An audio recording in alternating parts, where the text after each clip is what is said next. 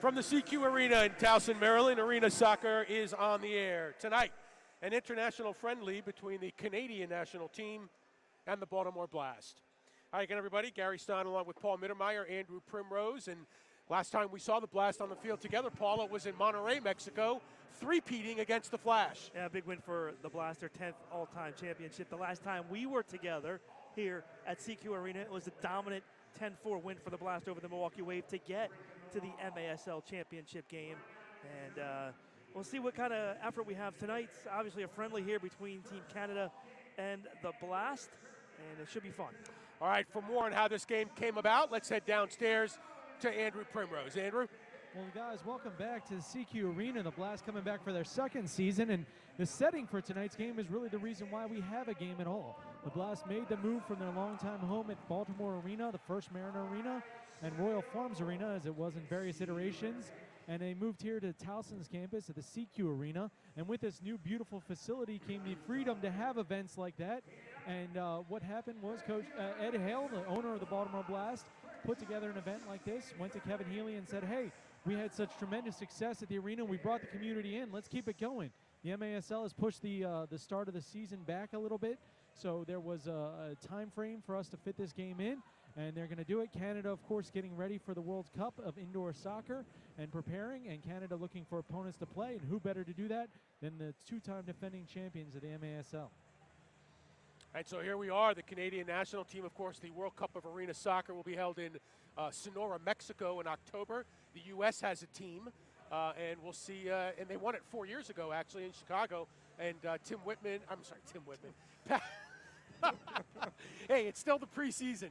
Pat Healy and Tony Donatelli were on that team. You know, and Gary, some familiar faces here to take on the Blast today. Obviously, guys we're familiar with. Of course, Vahid Asapor, an all-star in the MASL with numerous teams. Also, Freddie Mugin, who plays for Florida. Of course, the Blast faced them. Freddie, a former Blast player as well. Of course, Marco Terminisi, a familiar face also. Blast and the Canadian national team. For Canada, starting in goal, Sebastian Zabalos. Their starting five, Vahid Asapor, Freddie Mugin, Marco Terminisi, Daniel Chamale, and Luis Rocha.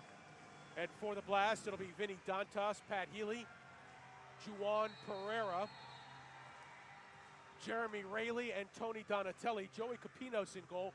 William Vanzella, not in Baltimore, will not participate in this game tonight. Also a note for the Blast, Joey Capinos' twin brother, Jamie Capinos, who he's played with on 2 or 3 teams professionally, is on the Blast roster, and he is here tonight in uniform. In case you don't know, in case you're not familiar with his number, he looks just like Joey. I'll try not to get him confused. Well, I think it's just a ruse by the Blast to be able to get players on and off the field. I think you're going to be switching jerseys. I think it's just a brilliant strategy here from the Blast to have identical twins. We'll be able to rotate in. They'll never know who the goalie is.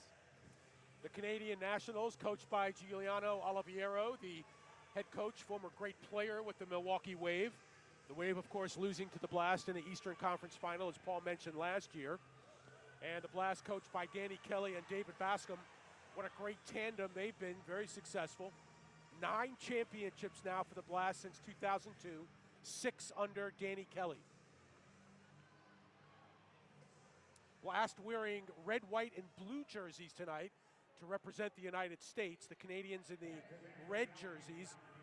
The Blast jerseys will be auctioned off after the game tonight. We'll see how physical this game gets tonight. Blast, of course, haven't trained much. Kicked it around a little bit yesterday. Well, and for most of them, this is the season for camps. So I know a lot of the guys were running the youth camp last week. And so for them, it'll be an interesting step up from playing with kids in rec camps to stepping up and playing the Canadian national team. John Mello with a pass for Andrew Hoxie in the corner. Boots one with the left. And that one goes wide of the mark. Ball is won in the corner by the Blast. John Mello and Jamie Thomas working hard. But Canada takes it away, and the Blast pressuring inside the Canada end. We're talking about physicality. It got a little physical there along the boards for both these teams. Good ball work there by Canada, but again, the Blast with good pressure, and they'll take it away at their own yellow line. You know, you made an offhanded comment, Paul, before the game which is accurate. The Blast have never lost in this building. You know, I know we joked about it last year, but when the year's finally over, you look back at it, and there were some wild games here last year, but the Blast won every one. And some close games, some games that were out of hand early, some games where Pat Hilly played goal. That's right. That happened. Yeah, that did happen for 2.5 quarters. So, yeah, it was an interesting first season, no question about it. And just the field dimensions make it a fascinating game. No teams ever out of it, as we saw on many occasions last year. And, you know, we talked about this before the game as well, a pretty good test on this field when you talk about going to Sonora and playing in this indoor soccer World Cup. Pretty much, you know, same kind of field dimensions get you ready to play on that kind of arena. Capino's pass intended for Peruzzi is picked off by the Canadians. Blast, though, get it back. Dan Peruzzi had a slow start last year, guys. Only had 1 goal in his first 7 games, but he came on like gangbusters late in the year and was a big contributor for the Blast down the stretch. How about the development, you know, and I remember having conversations with Danny Kelly last year about Daniel Peruzzi. You know, he wasn't in the lineup on occasion because there was such competition on the bottom end of this roster last year that, you know, Peruzzi sat and watched a couple times as other guys played. But he was phenomenal in the Blast playoff run. And the thing with Peruzzi is you never question his scoring ability or his shooting ability. It was how does he fit in as the Blast almost get an opportunity there. But for Peruzzi, it's about how well he plays the Blast system of soccer. You know he can score and he can shoot, but can he play full team defense? And that was the question last year, and he sat down a couple games, as Paul mentioned, to get in that mindset. Had 7 goals in the last 15 regular season games last year, but 6 goals in 4 playoff games, and his play just continued to elevate down the stretch. Nice save by the goalkeeper, Zabalos for Canada. Still no score here between the Blast and the Canadians. About 5 minutes into the first quarter. Oh, that shot taken by one of the most underrated players, I think, in the MASL. And a guy, you talk about coming on and having a great second half of the season and playing well last year, Jonathan Mello, you know, pretty much last year matured into one of the best midfielders in the entire league. 24 points in 22 games, and not only that, but his ability to dig out balls in the corner, the speed, both he and Pereira in the midfield for the Blast. Here's a steal now for Canada. Shot wide of the mark, taken by Rocha, and it goes over the boards. It'll be a goal kick for Capinos. And what about, guys, the story of the year last year? Capinos on his couch in Ludland, Massachusetts, watching William Vanzella go down against Kansas City, and all of a sudden the next night he's in goal against Harrisburg.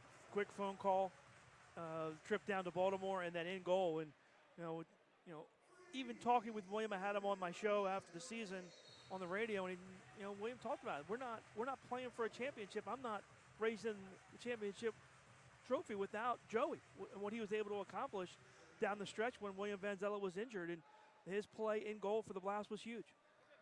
Well, and how about William Vanzella fighting his way back for that championship series? He gets back in there, and then it turns out he needed surgery all along, had the surgery. You mentioned he's in Brazil right now, hopefully watching the game down in Brazil, but he fought through that injury to come back and play in that championship series, and then needed the surgery after rehabbing for 3 months to get back.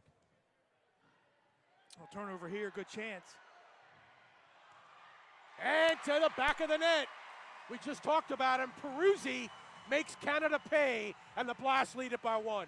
Just a quick turnover in the defensive end. You just can't do that on this size field. And we've seen this time and time again from the Blast, making other teams pay. Peruzzi a little bit unselfish that time. Probably should have tried to finish himself. Got a little bit of a lucky bounce here. See here, he's got one-on-one. He tries to lay it off. Bartolomeo with a nice defensive play, but unlucky for him, it goes right back to Peruzzi. And Daniel finishes with the left foot to get the Blast on the board. Hey, guys, can you check with the scores and see if he gets his own assist there? Will do, Andrew. 1-0 Blast here. Time of the goal, 5:05 of the first. And this is an interesting dynamic in this game because, Gary, you've got a team in Team Canada. They're trying to learn how to play together as a team against a unit that has played together for so long and know the nuances. So it's a big challenge here for Team Canada tonight. Zabalos' pass is picked off, and that one just wide from Pereira from midfield. Juwan did that three-pointer in the NBA where you shoot it and you run around, you turn away the other direction because you knew you hit it, and then it hits off the iron. He's getting a little junk off the bench for that one, and as he should. The Canadians now in midfield. Adrian Can with it over to Zabalos. He's up at midfield. Sends one into the corner for Can. Headed away by Mello inside the box. Dantas running hard with Sandro Rakovic. Wow. When's the last time you saw a game in this arena and the first whistle was over 5 minutes into the game? First foul of the game on Dantas. Vinny Dantas, one of the top forwards in the MASL. Well, in play, if not recognition. Never forget. Yeah, no, you have a long memory, I'll say that, no doubt. 76 goals in 62 career games for Dantas. Is that good? That's pretty Playing good. in this system? And remember, he missed half of 1 year when they won the championship.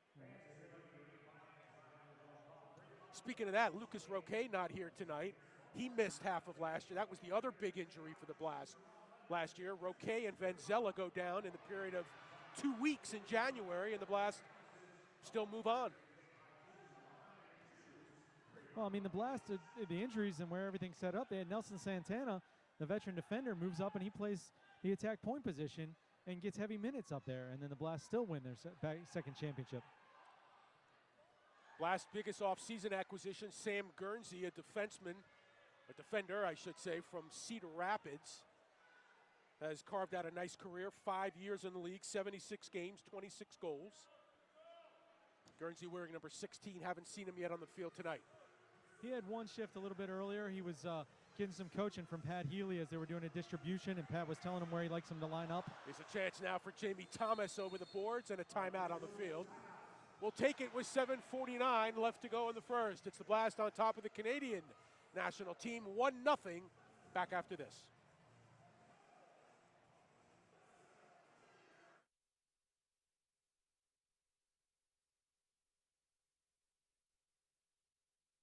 Nothing feels better than when my Megabank treats me like a number! Burned out by poor Megabank service? Life's better when you seek you. With a smile. With a friend. Any way you need. And wherever life takes you. So, do you seek you?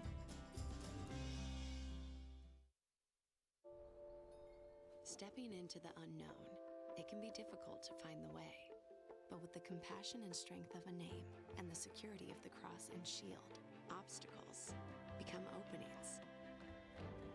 As we have for more than 75 years, we'll continue to light the way, using our knowledge to create new healthcare solutions, giving you the power to shine forward to whatever awaits tomorrow. Care First Blue Cross Blue Shield. Live fearless. Back at you here from CQ Arena. Gary Stein, Paul Mittermeier, Andrew Primrose. Blast on top of the Canadian national team, 1-0 in an international friendly. Real good crowd here tonight, Gary. Yeah, actually a little surprised. Summer, many fans probably out in Canton for the Ray Lewis induction. But the Blast have a good showing here tonight. So, Andrew, downstairs, we're going to try to do some interviews down there today? Yeah, absolutely. And we got the first one lined up right here. We got Coach David Bascom sitting here coming to us on the side here. And we're going to try and do in-game interviews. It's an exhibition game. Vinny's, what you want to get into? Oh, you want to hear what he wants to say. All right. So, David, this is the first time you've been around this team for a long time. This is the first time the Blast have done an exhibition game like this. What's the mindset coming into a game like this? And there it is for the Blast. He missed goals, He's saying I'm going to get him in trouble. Professional, you're going to get me in trouble. What about Rondy Bucks? Hey, who scored the goal? He needs to know. Jamie Thomas, guys. Jamie Thomas. Thank you very much. Thank you very much. You guys are doing an awesome job. Yeah, the mindset for the players is that to try to get them, we're always going to be competitive as players, right? But we have to be very mindful because this is an off-season game, with injuries and stuff of that sort. But the guys want to win. The guys are still going to come out. That would never leave players to come out. And we also know entertainers, so you have to entertain.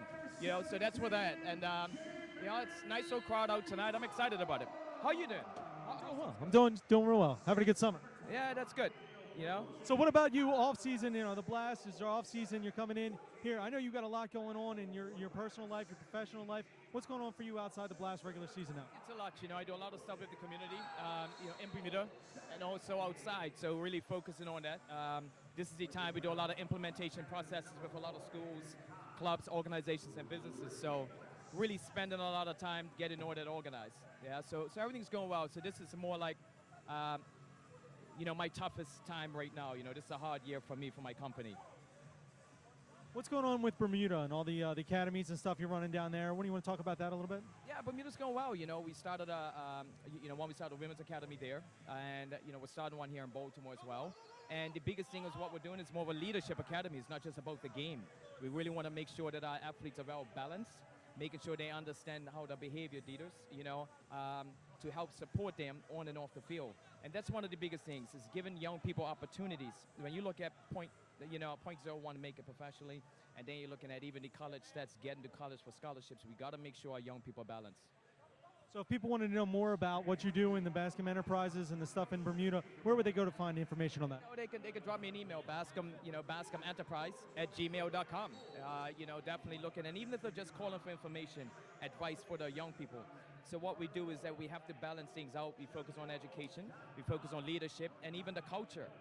You know, the culture of the game, the culture of just building a community. All right, well, David, I know you got two young ones at home. Yeah, it's Dad a second time now. You got to get back there before Danny gets yelling at you. So thanks for taking the time to talk with us. All right, I appreciate your time. So there you go, an in-game interview. David Bascom, and he yells at us because we misses a goal. Perfect timing. You Par know, for the that's course. what happens in this arena. You know, you just never know. It can happen in a flash of or a blink of an eye, and it's exactly what happened with the Blast. You know, another thing that's interesting, guys, is coming through the Blast playing a little bit earlier because it's a summer. You know, it's still summer here, so ordinarily it would be nighttime. And this arena has, you know, windows at the top of it, and we're getting an interesting glare on the Canadian goal. There's a whole area where it's actually in the sun. And you can see the Canadian goalie's reached up a couple times to block his eyes as he gets over to the left side of the net. So I see the sun on the field. Yeah, there's actually shadows of the players. And this is also, you know, when they played the 5:05 Sunday games during the wintertime, sometimes you get the first half like that. But this is probably going to be most of this game in the light of summertime. And, yeah, it's a definite factor.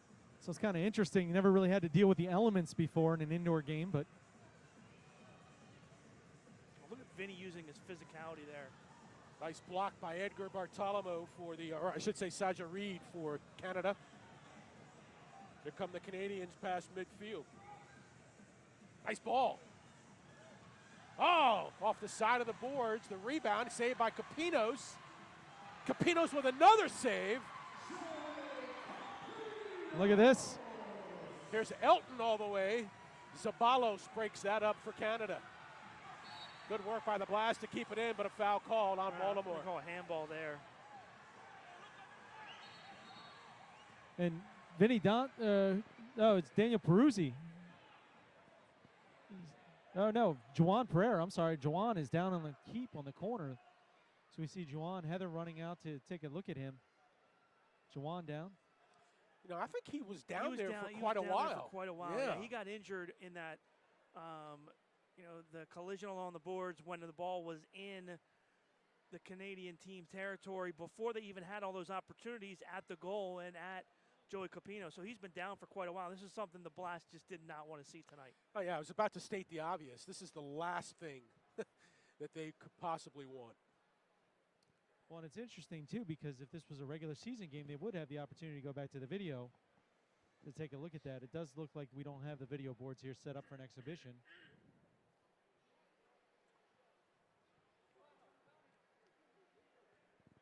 Juwan Pereira being tended to by the training staff. Looked like Bartholomew walked over to check on him from the Canadian team. I'm not sure exactly what happened there. Now, him and Bartholomew came together in that corner. It looks like he's favoring his right arm. Boy, what a contribution, what a part of this team Pereira and John Mello, who came in together 4 years ago, have made for the Blast. That does not look good. It's like the elbow or the shoulder Yeah, it on looks that like right side. bicep or shoulder area. So Pereira sits down for the Blast. That one through the box. That was really Team Canada's first sustained pressure in the entire first quarter in the Blast end of the field. Well, it was absolutely incredible job by Elton D'Oliveira there, as he made both of those saves alongside Blast goalkeeper Joey Capinos, and then broke the other way and had a scoring opportunity on the other end. Three That'll be a lines, I three believe. Lines yes, against Zabalos. One of those crazy three-line violations where the ball never left the field more than 6 inches and still was able to travel 3 lines. You know, I may be wrong about this, but that flurry that Canada had in front of Capinos, I think those were their first shots on goal. Quite possible, yeah. They've had other shots, a couple of them went over the boards. And now here's a restart for the Blast at the yellow line. It'll be John Mello on the ball.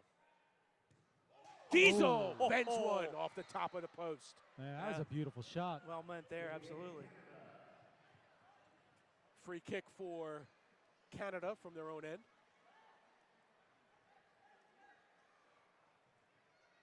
Talk about the Canadian national team. Daniel Chamale, one of their players, a rising star in the MASL, but missed the second half of last year with a knee. Played only 10 games. Inside the box and trying to backheel one is Rakovic, and Capinos was there. Real nice job. Textbook positioning there for Capinos on that play. Donatelli with a blast, and it'll be a goal kick for Zabalos.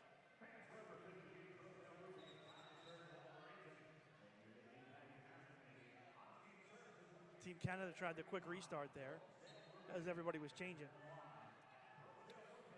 On the ball for Canada, Edgar Bartolomeo. He may be familiar to Blast fans.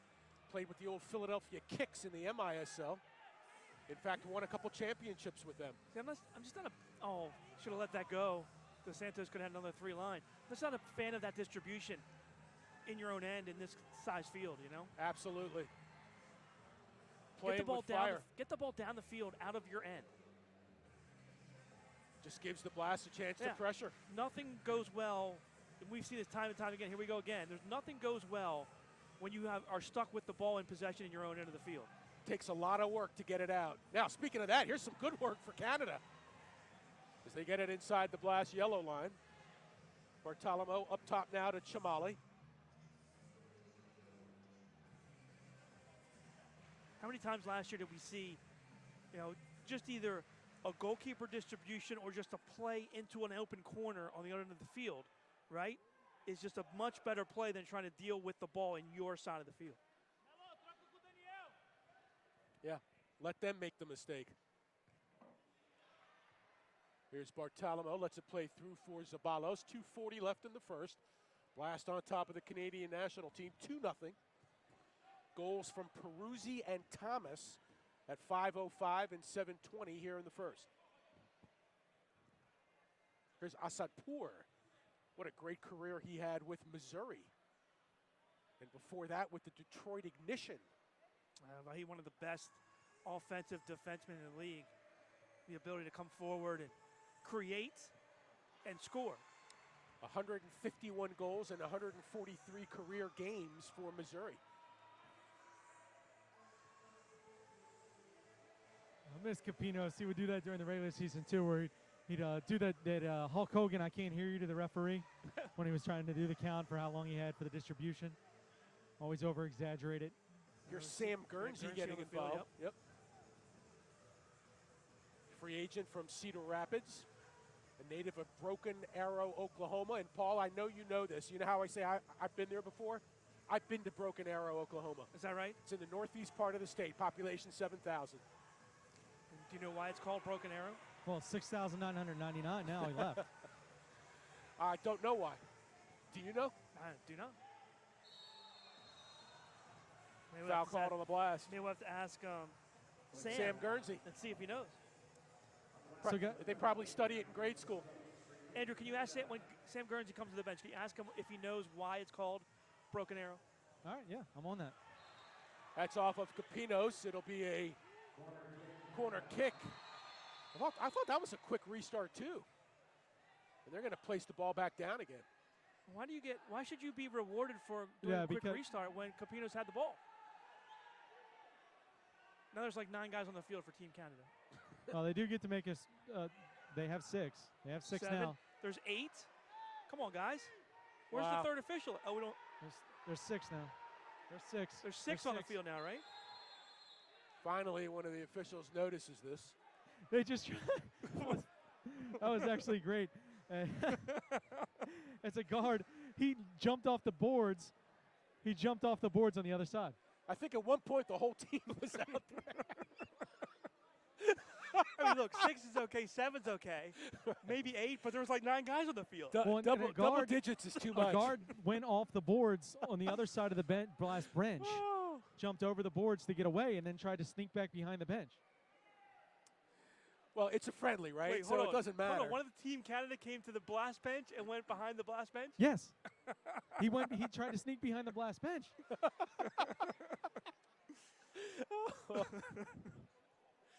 Oh, man, this is good.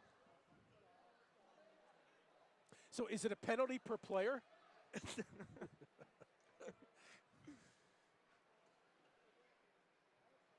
Okay, and that's actually a great explanation for the referee. You cannot restart. The referees can't allow, because it was a whistled restart, the referees cannot allow a restart with too many men on the field. So they should not have allowed it to start at that point. Oh, and Danny and David are much calmer in a friendly than they would have been if there would have been 9 guys on the field in a MASL game last year, right? Yes, of course. But that being said, it was a good job by the officials. I like when it's explained well and reasoned, even if it is a mistake. And that'll be a 3-line pass. What about like all the guys that were still on the field after the play started? Well, it shouldn't have been restarted. Oh, okay. That was the explanation. So would they have taken the goal away if Team Canada had scored? That's for us to never know, Paul. 2 ways that you know it's a friendly. Well, 1, they don't get upset. 2, they're not wearing ties. Yeah, no suit coat. And no tie. It's interesting. Less than a minute to play in the first. 2-0 Blast. I should have brought that up to Bascom. They're very relaxed. Ball inside from Mujin. He played with the Blast back in the 13-14 season. And here comes Vinny breaking away. Nice ball back from Dos Santos, and a great save by Zabalos. Nice play by the Blast. Blast have an advantage if they push it. Donatelli, 20 seconds left. Dos Santos bounces one past the goalkeeper, but to the side of the net. It's amazing. You glance up, and there's still time for another opportunity.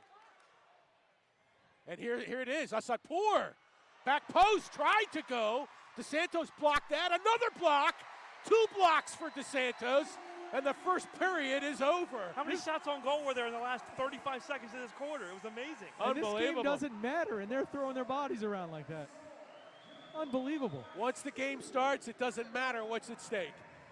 After 1 period of play, the Blast lead the Canadian Nationals 2-0 back after this.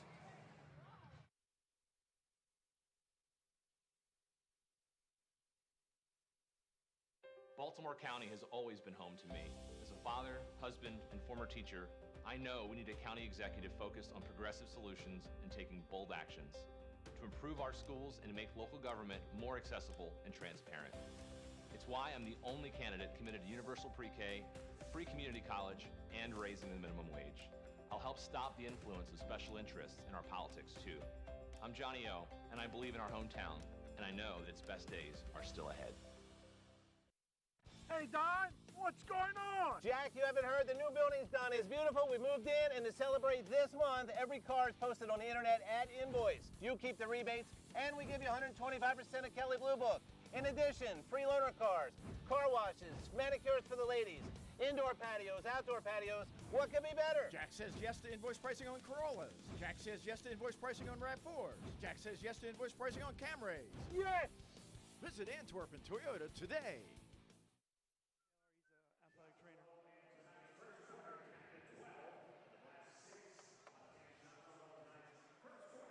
Back at you here from the CQ Arena. The Blast and the Canadian national team are friendly.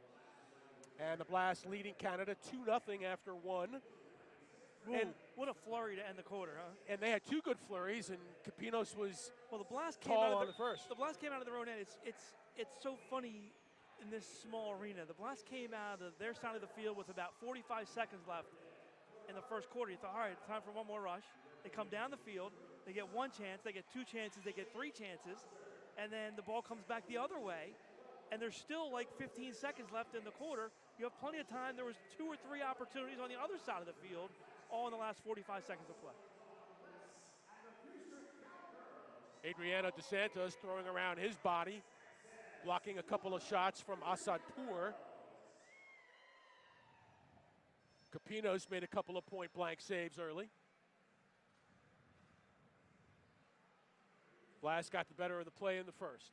Again, some new things going on in the MASL this coming season. Really, the biggest one is the start of the season.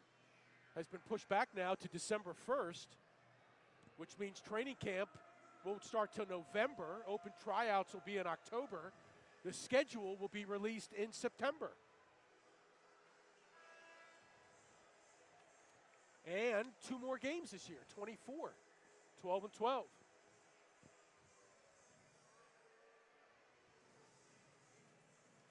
Somebody was asking me, I think it was yesterday, about the new arena. You know, and what I thought about it. I was like, Here? Yeah, Yeah. It's amazing. I love it. Should have done this 5 years ago. I mean, just the fan experience of being right on top of the game, you know, and all the action.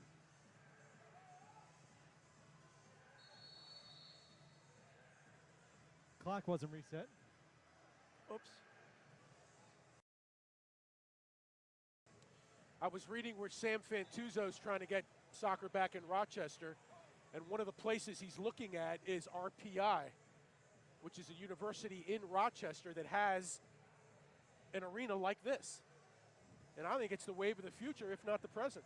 Canadian team actually outshot the Blast 10-6 in that first quarter. Well, at least 4 of those were in the last 30 seconds. No, Blast, though, was 6 blocks of those 10 shots.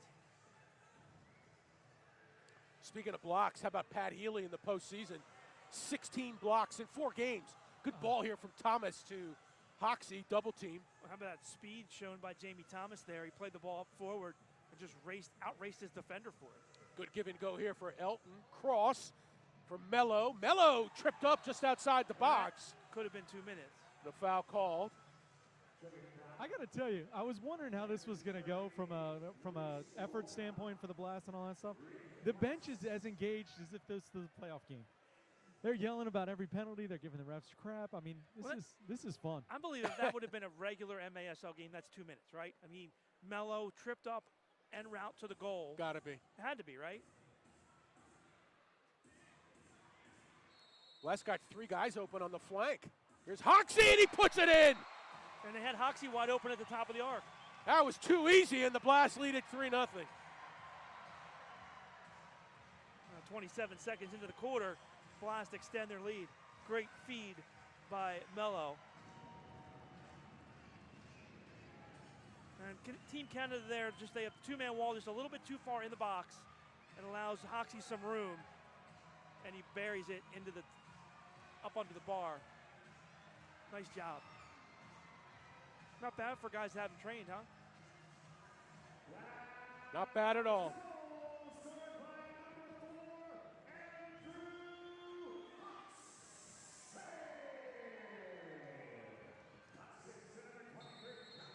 Hoxie's goal makes it 3-0. He's been a goal-scoring machine in his career. 93 goals in 112 games.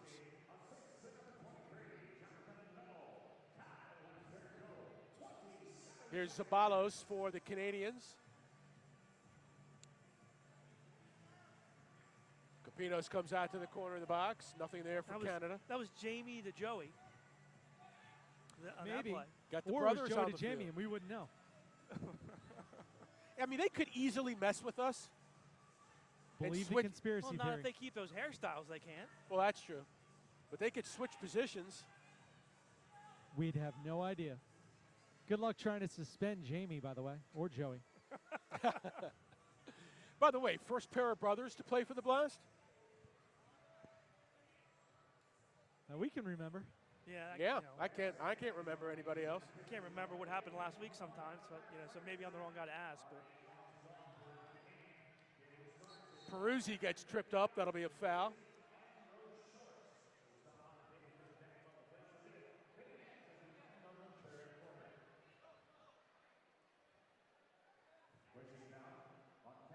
It brings up an interesting point, guys. The Blast historically have been a team that have kept one goalkeeper, have relied on Vanzella.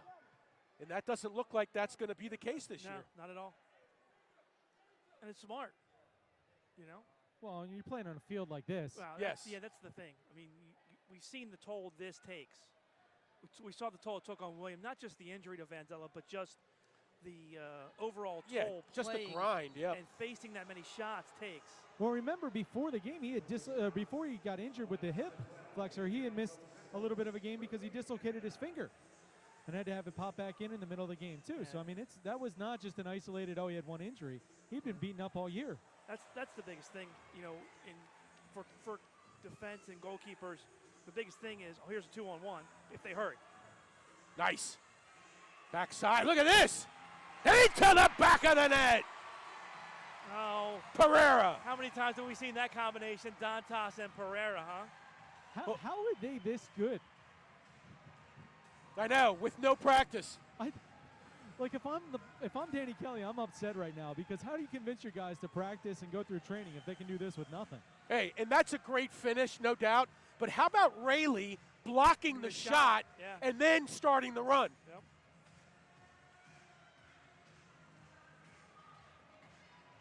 And just like that, it's 4-0, 2-12 into the second quarter. What was I even talking about? I have no idea. Talking about Vanzella and the injuries right. and I mean, the biggest thing here in this small arena is that the ball gets on you so fast, as a goalkeeper. And I think that's what we saw. And so, I mean, you really have to consider, and I think the Blast have, and you're going to see that next year, you have to keep two keepers. I mean, you can't play William every single home game. Just takes too much of a toll. Well, and it'll be interesting to see, and I don't know, William, feel free to text if you... roofed it! Nicely done for Canada. That's Young. Leron Young at the 2:41 mark of the second, and that is a highlight goal in any game ever played, friendly, non-friendly, whatever. Hopefully we'll see this angle right here. You should see the bend on this shot. Whoa! Behind the yellow line, into the upper 90. Nothing Joey Capinos could do about that. Well, Paul, to your point about William playing every game, and William, feel free to chime in if you're watching, but I'm interested to see the type of competitor that William is. Hoxie almost gets a second. Guernsey unable to do anything with the rebound. But for William, it'll be interesting to see as he's a guy that has played his entire career every game. You remember his first year, Troy Hernandez actually started the season opener in the first game, and then William played every game since then. He did not, really a guy that handled a rotation or had to deal with the rotation. So it'll be interesting to see for him going in, like taking even 2 or 3 games off from a competition standpoint. I'm not talking about a 50-50 situation, but look, I mean, if you're going back to back at home, you're in a 2 or 3 day span. There's no reason why you got to play Vanzella both games. I mean, let Joey play a game. Yeah, well, look, if you're playing a 24 game season, I mean, I don't think a 18-6 split is out of the question if those 6 games are in back-to-back situations, and the Blast have a lot of those every season, it seems like. Well, it'll be interesting to see. And the Blast have to handle that for the first time. And, Joey showed that he can play goalkeeper in this league on a good team, but obviously William, the best goalkeeper in the league, in our opinion. So it'll be interesting to see the Blast navigate that for the first time in the William Vanzella era. Out west, San Diego with Chris Toth and Boris Pardo probably have the best rotation of any team in the league. Well, and I think, did Toth get hurt last year? I think he did get hurt a little, because yeah. that was truly, I guess, going to be a 50-50 situation. That will maybe. be, yes. Goal kick up coming for Capinos.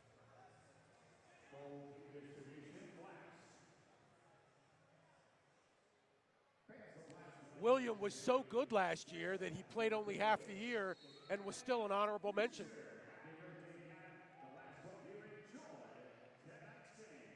Well, I mean, frankly, what he did on this field, and it was incredible. Was ridiculous. Just the fact that Danny Kelly wrote the number 4 on the board all the time. Right? In this place. In this place. And which he did again today, by the way. Did he really? Yeah. That's the number. That's the number, 4. I'm still firmly convinced he wrote it once in permanent marker. And Well, and the thing, too, is that how many times last year, even when the Blast gave up more than 4, was it a situation where it was 4 or less, and then they had to go 6th attacker, and then teams scored late goals against the 6th attacker in this, in the small arena. Well, the 6th attacker here was actually. Oh, there you go, Andrew. Nice play, Andrew. Thank you. Did he catch it? He did. Wow. Good hands. Don't help them. Come on, Andrew. Quick restart. Throw the ball across the other side of the arena. You guys didn't know where I was born, do you? Oh, are you Canuck? I'm wearing the red for a reason. Are you a Canuck? Wow, Just check you out.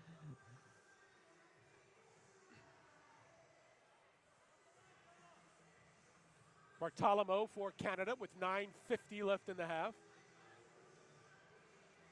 This is the first time the Blast. Look at this. Uh-oh. Yeah, the steal, 3-on-3, nobody in goal, just wide. Oh, Melo hit the corner of the post that time. Jeez. That's 2 now. The Blast have had empty nets. And that is a talking point for Giuliano Oliviero, their head coach, with their goalkeeper. Because remember, these games are going to be played in Sonora, same type of field. Well, I think you guys both hit the nail on the head. What an excellent opportunity for the Canadian national team to get that experience on the small field. Because until you play it, it's a completely different game. And to get that experience, you saw visiting teams come into Baltimore and struggle in the first game here, and then play much better the second or third times they came through. Yeah. Nice defense there by Bartolomeo. I guess the biggest thing understanding how to play here is, one, not spending a lot of time in your own end with possession, because that always becomes a disaster. And 2, defensively, is making sure you get in the shooting lanes. Because of the smaller field, if you can get guys in front of the goal in the shooting lanes, it makes it tougher to score, obviously, and find in open areas. Asadpour was looking inside for Munoz. And that one will be off the Blast, I believe. Yeah, it's gonna be a corner. The other thing that you want to focus on as an opposing team in this is you can't pass back. You can't, if you're in the offensive end, you can't send it back. And for the Blast, that took a while to learn as well. Because that was their game. Yeah, that was pretty much the Blast played that control and possession game, which is fine to do in the offensive zone, but you can't take the ball out of the offensive zone and surrender it, as we're dealing with the ball stuck in the net here. Yep. New ball coming in. We're talking about all the crazy things that happened last year in this building. I was looking at the final numbers. The goal differential for the Blast last year was plus 35, which over a 22-game season is less than 1.5 per game. 2 goals, yeah. I mean, and how many one-goal games were there? There were a lot. But, just in that, and who's down now for the Blast? And I guess Juwan, yeah, they wrapped his elbow and he's back. Obviously, he scored the goal. Yeah, he said it was his elbow. He got knocked into. He said it's okay. And then Melo went down that time. Melo can't believe the foul's on him. Well, Melo and Chamale, and I don't think what's happening here tonight is what's causing this, but Chamale and the Blast bench not fans of each other. You guys aren't going to believe this, but Adriano and him might not like each other. Oh, that's a shocker.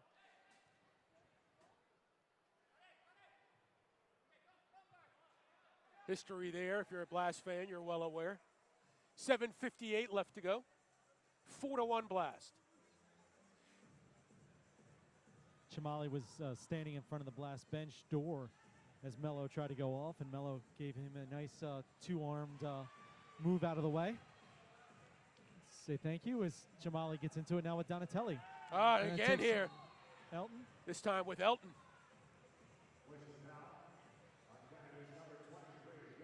That's a good foul. I'm looking forward to Dos Santos. Yeah, here he comes right now. Dos Santos getting himself in. Nope. Jamie Capino's going to take the shift. I'd like to see Dos Santos go in soon here. Peruzzi, I should say. Nice work here in the corner. And Peruzzi will get called for the foul. A little too physical that time. Peruzzi says, I don't want to hear it. That was a slick little move. 1-on-2 down the boards. You got Terminisi down. Andrew, what a story Terminisi is, right? Yeah, pretty incredible. As the guy was, dominant in certain spots there, played 3 seasons, and then walks away pretty much in the prime of his career to go focus on real estate down in Florida. Hasn't played in several years and decided to come back and play one time. He talked about in an article that was published on the Turf and Boards blog that talked about the ability to come back and play. This is not a good look here. As he's going to get carried off by his teammates, and that's a shame. But looked at the opportunity to come back and play one time for his former teammate, and now the coach of the Canadian national team in an exhibition game like this. But as Peruzzi goes over and talks to him, they're going to take him right out. If there's any bit of good news at all here, he's putting a little pressure. He's actually walking off. That doesn't matter. Yeah, no, when you're dealing with an ACL and those kind of knee injuries, that's actually something you should be able to do right away. But the amount of pain that he's in and the fact that they immediately took him off, it's not a good sign. Won 2 championships in 2 seasons with Milwaukee. And as you say, Andrew, walked away from the game, went down to Florida. He and his beautiful young family got into the real estate business and basically gave up the game until his old teammate, Oliviero, called him and said, hey, come play for me for Canada. Peruzzi just picked up another foul there on the swipe at the goaltender, so 2 quick fouls on Peruzzi. I'm assuming we're playing all normal rules here, so have to keep an eye on his foul count for the rest of this quarter.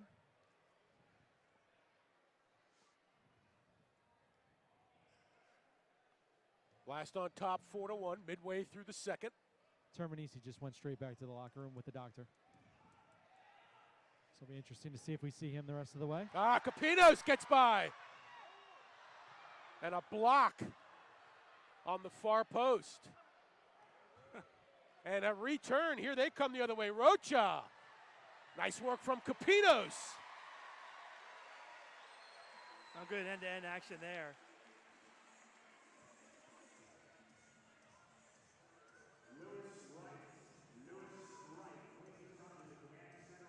Here's Jamie Capinos on the near side, gets pressured. And it can just break down so quickly, can it? Well, I mean, the Blast should have had a goal there, and 5 seconds later, it was Canada that had a great chance.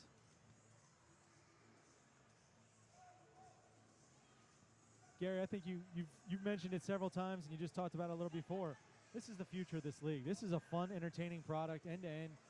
More people watch this, they're going to want to come out and see games like this. There is no doubt about it.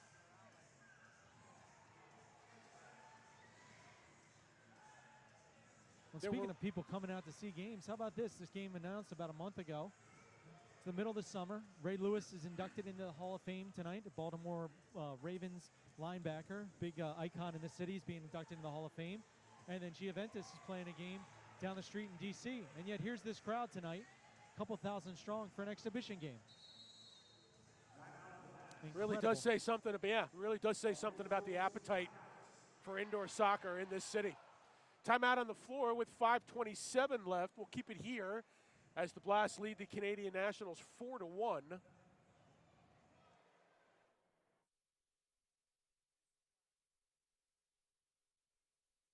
When it comes to getting back in the game, there's only one team to turn to.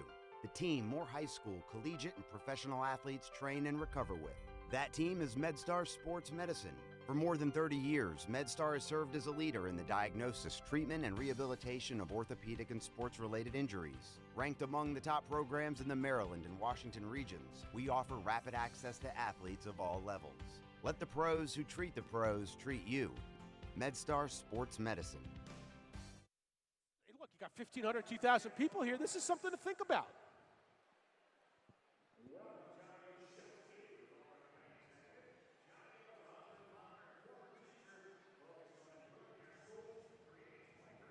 what the Blast can do in a beautiful facility like this. So, it's exciting for, this town to have a product like this and then to bring it out not just during the regular season, but, on a Saturday in August to come out here and see great soccer product. And I'll tell you this, if you're a fan and you're watching a game being played at this level, why wouldn't you spend money on this product? Back at you here from CQ with 5:27 left to go in the second. Blast on top of the Canadian Nationals 4-1.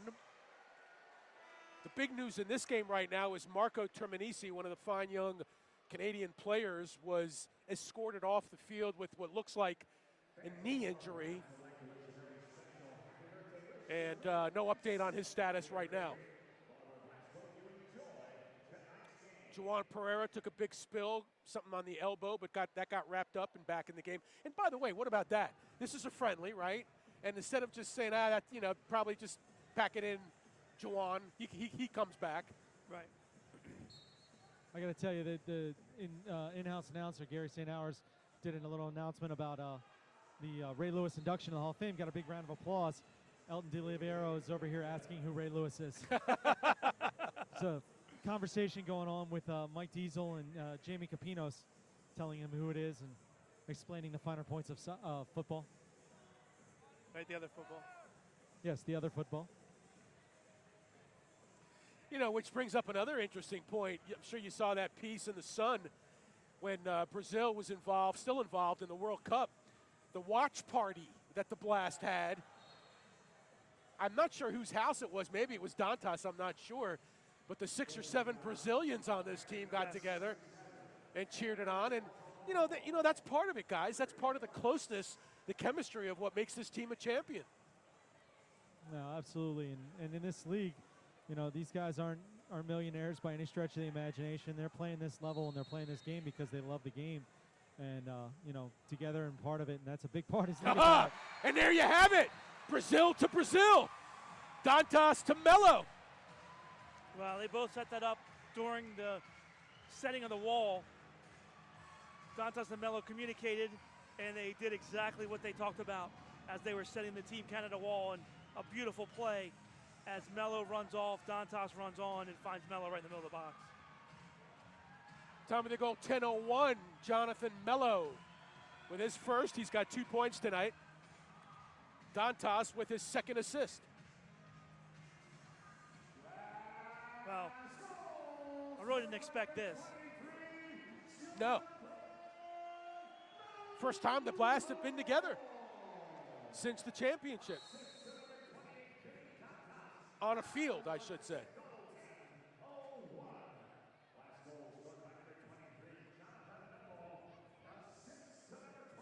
I'm ready for December.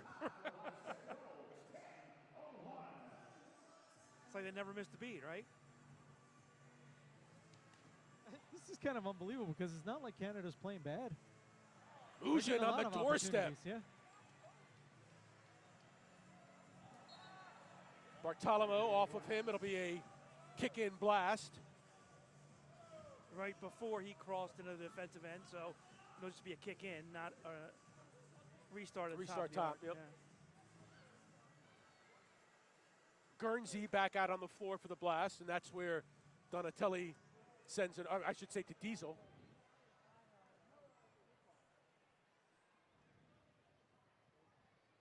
What a story, Mike Diesel. Used to play for the Blast, took 3 or 4 years away from the game, became a Baltimore County firefighter. Blast needed him last year, came back, played in 4 games in the playoffs. Good spot here for the Blast on the restart.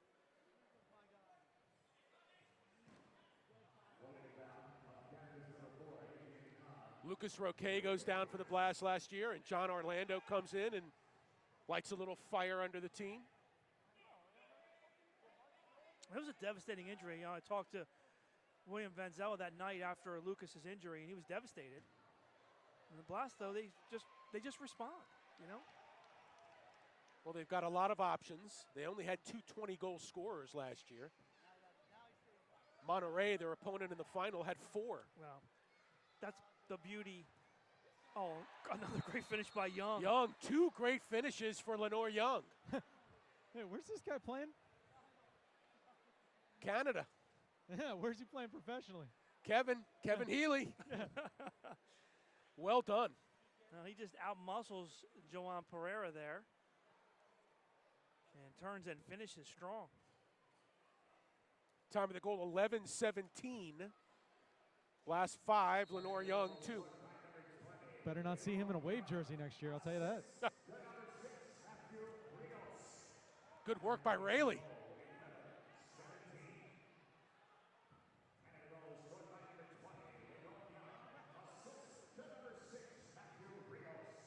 Rios gets the assist on the Young goal. And now here come the Canadians again. There's Mujin working on Mello. Zabalos at the Blast yellow line. It's almost like a power play.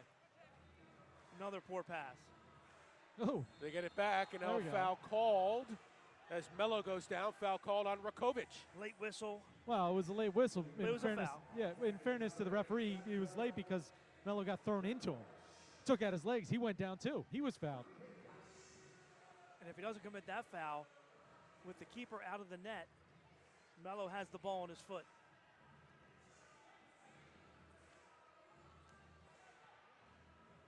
Bad turnover there. Yep. Jamie Thomas. Pressure from Canada.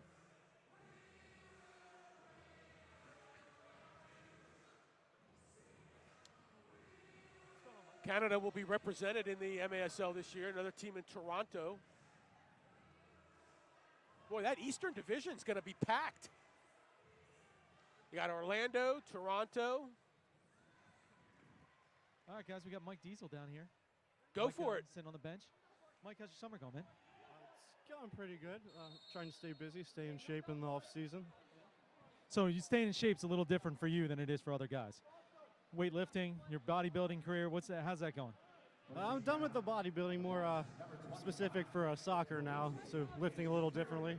But it's going great. Still just trying to go every day, and even in the off season. Man, we should do more interviews here as another goal happens. Talk about as the Canada scores here. Talk about what your mindset is coming into an exhibition game like this. What does it mean for you as a player in the off season to play in a game like this? It's definitely exciting, especially because we usually don't get games during the summer. But we're excited when we got the chance to play again and just get a little warm up for the season. Just get out on the field and have some fun. Fantastic. Speaking of fun, what have you been doing? Going out on the beach at all? Hanging out in the Ocean City? What have you been doing for fun? Yeah, getting down the beach as much as I can, Ocean City, Maryland, and trying to actually go down next week, so should be good. Very nice. And anybody that's interested, you have a pretty good Instagram page. Follow there. What's your Instagram page? Oh, it's M Diesel, MDEASEL. M Diesel. You can follow him. You can see pictures of your dog, girlfriend. Was it wife, girlfriend? Girlfriend. Yeah, you can see nice pictures there. The bodybuilding, lifting, and all that stuff there. It's a good follow on Instagram. Yeah, try to put up some fun stuff. It's pretty much just what goes on. Very cool. All right, man. We'll get back to the game. Appreciate you taking time to talk about it. Good luck. Mike Diesel there. His working out in the off season is a little bit different than the other guys. If you've ever seen him, you can follow on Instagram. Well, it's a big guy. Well, look, when Mike was out of the game, he was into the bodybuilding, and he was just, he was Diesel. He was the Diesel. He was Diesel. Absolutely. But as he said, you gotta train a little bit differently when you're trying to play soccer. So, but yeah, pretty cool. Team Canada goes to the 5-3, and it was I heard them announce the assist to Chamali, but I think Young got that assist, and so they might want to take a look at that again. But I think it was Young's assist there on the Rakovic goal. 5-3 is the score. Diesel with one of the great sports names ever. Well, it has to be fitting. It wouldn't work if he looked like me. It has to look like him for that to work. Nothing works if they look like you. Oh, wait. What just happened? What? Silence? I guess so. Vinny Dantas picking up that foul. And back to the action. Oh, another near miss. Not really sure what the goalkeeper was doing there as he was kind of watching that. I guess he knew all along that wasn't going in, but pretty cavalier. I think he was kind of in no man's land, it's not a fun feeling when you know you're in no man's land. There's nothing you can do about it. You're just praying that the ball goes wide and your mistake isn't, shown there. Really nice job of Jamie Thomas there. Right at the buzzer, Dantas, they couldn't connect. And the Blast will take a 5-3 lead into the half. It was 4-0, and Canada scored 3 of the last 4. Yeah, it looks like the Canadians getting their feet under them and learning a little bit about the small arena and picking some things up as the half went along. Anything downstairs, Andrew? Oh, yeah, absolutely. Yeah, we can bring one in right now. Andrew, go ahead. Who do you have? No, we got Sam Guernsey here. He's going to do a little halftime talk here. So, Sam, welcome to Baltimore, your first half of soccer here. What do you think playing the first time with the Blast here? It's really different.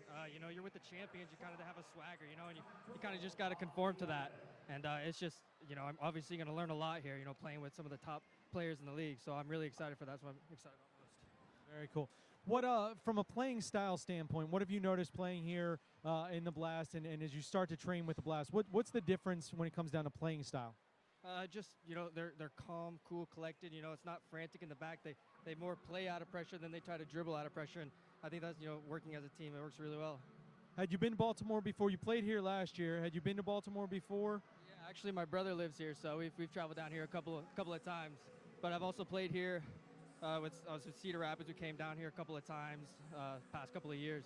How do you feel about playing on this arena, this small, tight arena? Does that fit your style, or what do you feel about that? I mean, I played on a pretty small field in Cedar Rapids. Like, obviously, this one's a little bit smaller, so I understand the style of play, and I think a lot of running. There's not a lot of room, but I can run a lot and tire out their guys. So I love the small field. I love it. All right, I got another question from up in the booth. The guys up there, they want to know, why is Broken Arrow, Oklahoma called Broken Arrow? Honestly, I have no idea. I'm just really glad I got out of there. That's cool. Actually, one of our broadcasters, Gary, up there in the top there, he said he had been there. He said it was population 7,000, and they were asking why he had been there, and he couldn't tell you. So I couldn't tell you either why anyone would go there. All right, well, welcome to Baltimore. Congratulations. Welcome to the champions, and we'll look forward to seeing you this year. That's Sam Guernsey, not knowing why Broken Arrow is Broken Arrow. Well, I mean, I'll tell you why I went there. It was one of the many road trips I took with my family. We wanted to go to a lot of small towns across the country. So you just picked Broken Arrow, Oklahoma? No, it was on a trip that we took to Omaha, Missouri, and Broken Arrow was just on the itinerary because it followed the path. That's all. In other words, it wasn't our intention to go to Broken Arrow. It was our intention to do this trip where we went to 3 states, and Broken Arrow was our Oklahoma state. By the way, if the Broken Arrow Tourism Bureau is listening, we'd be happy to receive any kind of travel vouchers or anything else for this advertising. For the thousands and thousands that are listening at home right now. Well, you know what we have to do? Because, Sam's on the team now, so we'll have to do some research. We'll have to figure out all we can find out about Broken Arrow for the Blast first preseason game, or first regular season game, coming up in December. I'm going to go out on a limb for a minute. I could be wrong about this, but I'm going to think it has something to do with the 1800s. Probably. All right, we'll take a break here. Our score at the half, Blast 3, Blast 5. Okay, wait a minute. Let me do the score. Blast 5, Canada 3. Back after this.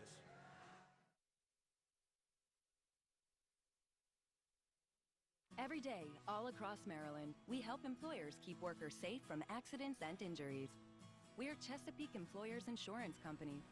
At Chesapeake Employers, workers' compensation insurance and workplace safety have been our mission and passion for 100 years, and will be for 100 more. We help protect Maryland workers because at the end of every workday, someone's waiting for your safe return. Connect with your local agent or visit us online.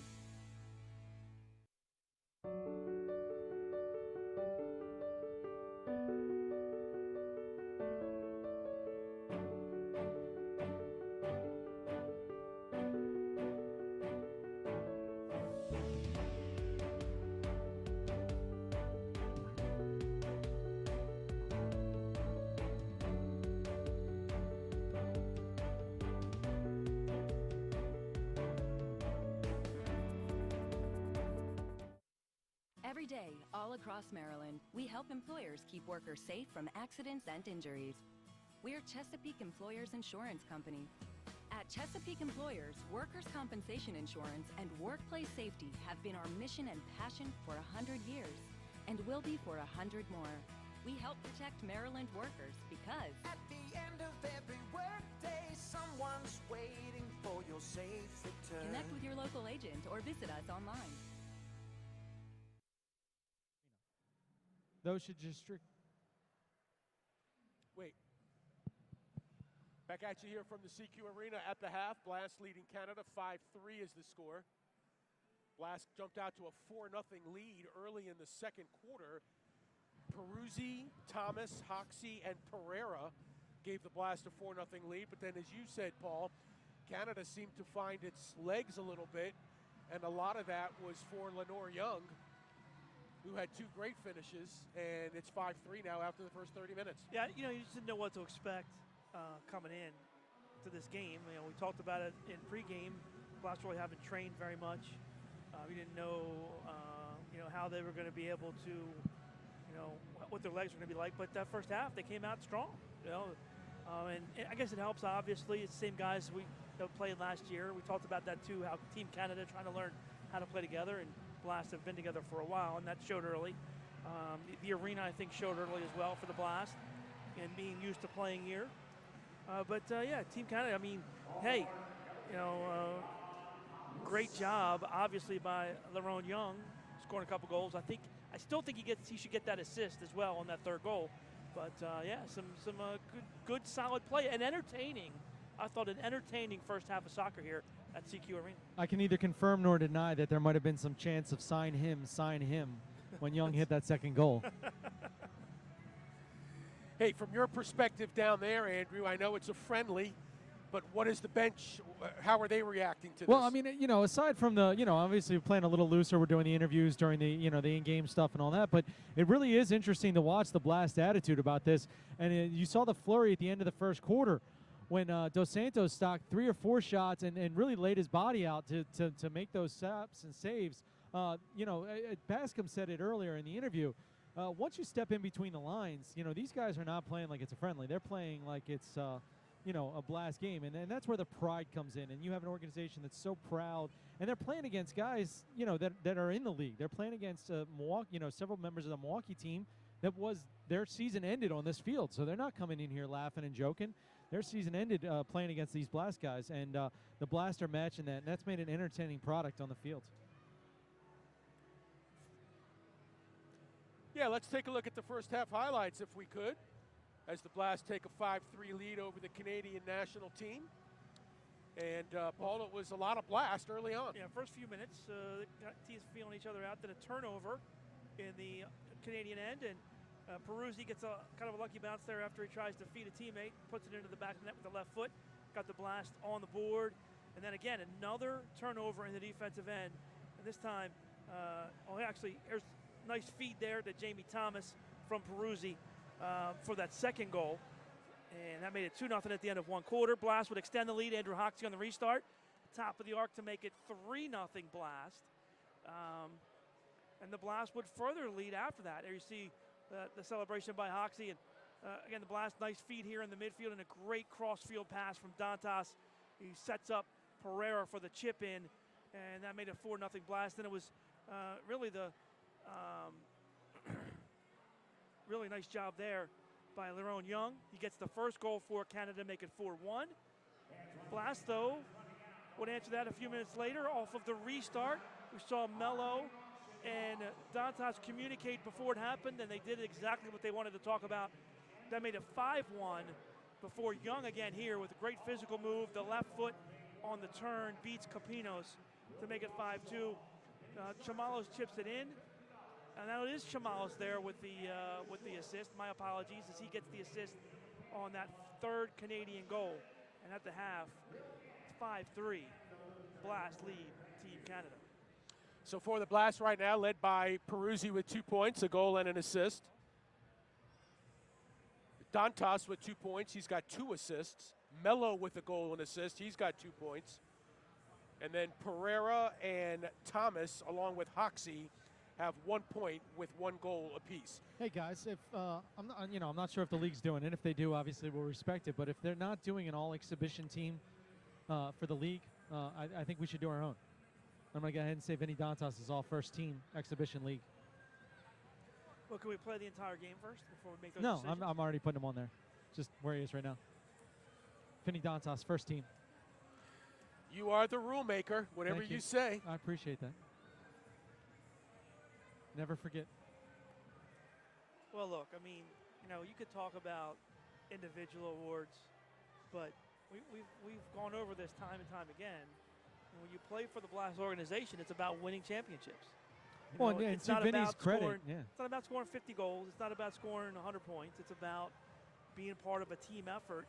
And we talk about this every game. Part of why it's so hard to play against the Blast is you just don't know where the offense is coming from. You got a bunch of guys on the field that are capable of scoring, and there isn't one option. It's a multitude of options that you have to defend against, and that's why they're so successful. And to Vinny's credit, that's exactly what he said. Brought it up after the Milwaukee game. He had a dominant performance, player of the game, and we talk afterwards, and we ask him, are you upset about not named to the All-League team? He said, no, I don't care. We're going for the championship. And, he lives that. It's not just something he says when the cameras are on. And you've hit the nail right on the head, Paul. The Blast don't care about that. They care about lifting the cup. William Vanzella. I mean, for years, how many times has William been slighted slightly on the the goalie voting? And again, he doesn't care. He just wins championships. Well, another part to it too is if you're a great offensive player, you may not necessarily be able to play for the Blast. You have to be a great overall player, which means that it's just not about what you do in the offensive third of the field. It's, do you have the ability to get behind the ball defensively? Do you have the ability to hustle in key situations when your team's in a bad situation and cover up for somebody else and get back defensively? That's all part of playing for this team. And a lot of times when you're in that mindset, that precludes you from being a goal scorer or just playing that one side of the field. And it is what it is. So two things here. Number one, ironically, Dantas ended up the MVP of the playoffs, right? 8 goals and an assist in 6 games, or whatever it was, 4 games. And Andrew, I know that you're on the bandwagon of Vanzella being the goalkeeper of the year every year, and he hasn't gotten that, but he has won the Paul Mittermeier goalkeeper of the year 6 years in a row. So there's that. What was 2 years ago when the Blast did? What did we have? Was the Blast? The Blast goalkeeper of the year or Yes, something? correct. It was a trophy presentation there. That wasn't any subtext behind that at all. That definitely happened. That is correct.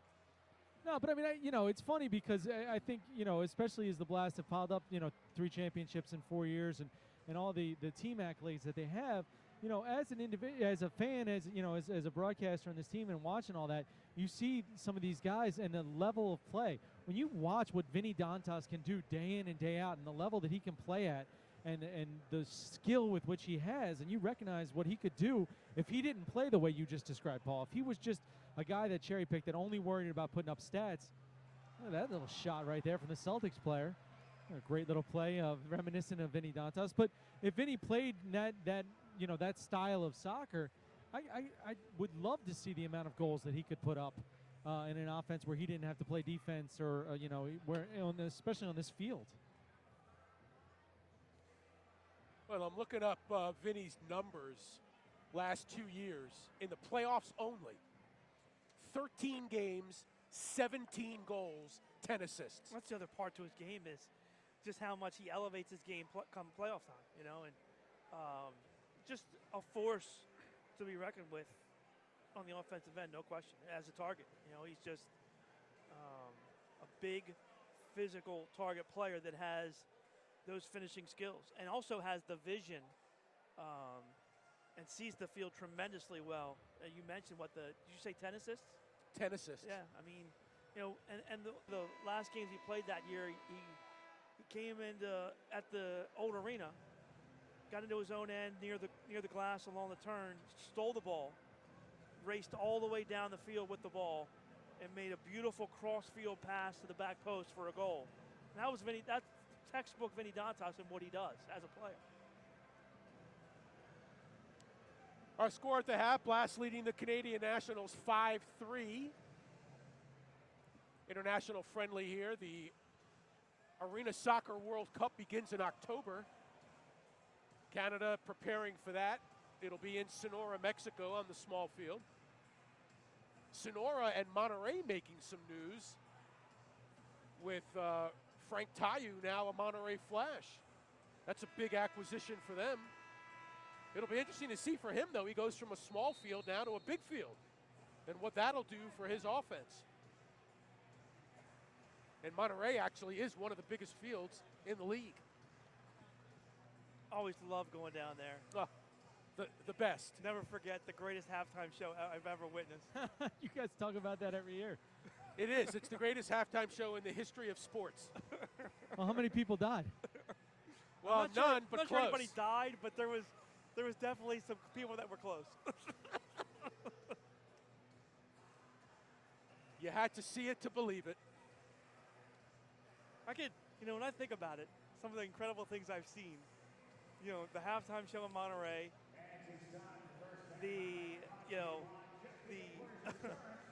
the whole debacle in Stockton. Oh. Just crazy stuff that I've seen on the road with the Baltimore Blast. And that's just the stuff you can talk about. That's correct. That's correct, Andrew.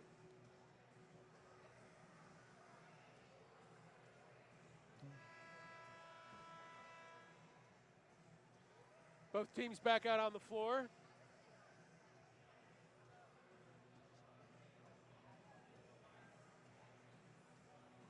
Blast wearing their special red, white, and blue uniforms tonight. Canada in the road red.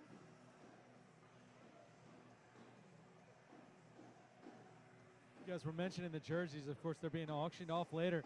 Juwan was just over saying hi to his daughter and his baby, and one of the fans came up and asked him what size his jersey was as they're bidding on it, and he had to pull it down on the back to see if they could get a size to see if it would fit. Guy's trying to buy it right off his back. Pretty funny little scene.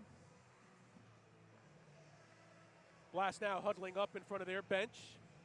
Canada out on the field already. Canada has scored 3 out of the last 4 goals in this game. Zabalos is still in goal for the Canadians, and Capinos in goal for the Blast. Blast go with Donatelli, Dantas, Rayleigh, Healy, and Pereira. Canada counters with Mujin, Bartolomo, Rios, Rocha, Gary, and Chamali. I'm guessing too that, any signs of the Blast not training will probably show up in the third, fourth quarter, right? As we go along. The longer you have to play and you haven't been training. That would make sense. I mean, certainly the first quarter, you got that adrenaline spike. You're playing at home. First time in a couple months. Good crowd, loud music. That'll fade after a little bit, though, and you're left with the conditioning that you've had. Pereira wins that ball for the Blast, and they'll play it back to midfield.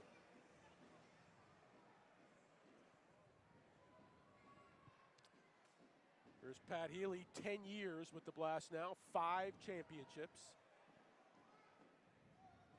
Rookie of the year. 2-time Defender of the Year. Now it's matched up against Young. This will be an interesting matchup to see here. And it'll be a goal kick off of the kick from Rocha.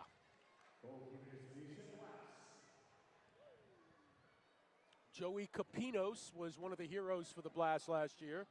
Goalkeeper who came in mid-season after the injury to Van Zella. And really was a key component as the Blast never lost a step. Blast ended up 17-5 last year. Didn't lose at home. Once again, the greatest home field advantage in the history of professional sports, intact. And even back at the old arena, Blast in the last 5 years. So here's a chance for the Blast right off the bat. That's that one just wide. Post number 3. And that doesn't include the other empty net that the Blast missed by about 2 feet. I'll tell you what, too. And every time you hit the post, it always seems like the other team has a chance down the other end, doesn't it? Ooh. And this could be 2 minutes. Well, let's see. Referee was, nope. I thought he was reaching Thought for he a was card. reaching. He was reaching to help Jamal Assault.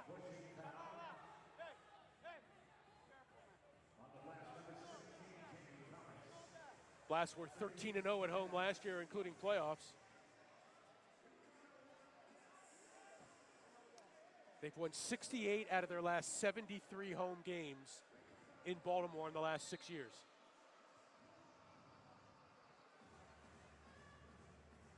That's not a bad record, right? Not bad at all. Here's Hoxie with a chance. There have only been 3 teams that have beaten Baltimore in the last 6 years: Missouri, now Kansas City, Milwaukee, and Syracuse. Here's Mello, still keeping it alive. Guernsey. Yikes. Blast couldn't convert there. How did they not finish that? Nobody really took a shot. You got to shoot. Who was it, Gretzky? Yeah, You're going to miss 100% of the shots you never take. Don't take, yep.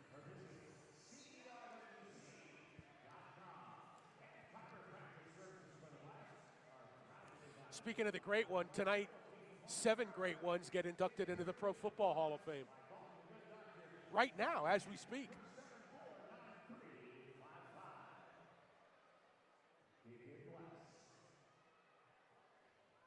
I was watching the NFL Greatest Games. I saw the Ravens today. The Ravens yeah. today. The San Francisco Green Bay game. Oh, yeah, the Terrell Owens game. The Terrell Owens catch, where he dropped everything in sight until that last catch to win the game. And cried like a baby.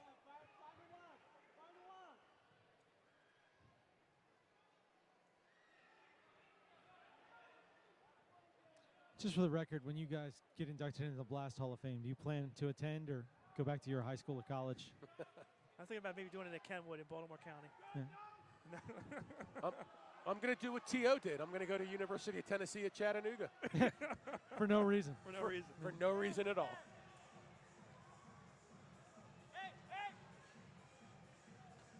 Well, I tell you what, the physicality of this game has picked up in the second half. There's already a couple shots, as you guys saw, and that I think leads to the short legs. Guys not being able to run through all the way, and so they're bumping into each other, and that's added some frayed nerves, and the physicality's picked up in the second half. It'll be something to keep an eye on. As you saw Chamali already with the collision, we thought that was going to be a card issued, but it's something to keep an eye on for the third and fourth quarter, as some of these guys that aren't fans of each other start colliding with each other with tired legs. oh, I'm sure it'll get heated, no question. What a shot there, Elton. That was past the yellow line. I guess he didn't like his jersey too much. I don't know, geez. Throws that thing off. Elton De Oliveira with authority for the Blast. How about that? Just quick distribution, quick turn, and some room. Look at this. Capino's going to get an assist here as Elton just drills it into the corner from well behind the yellow line. Time to go 4:03 of the third.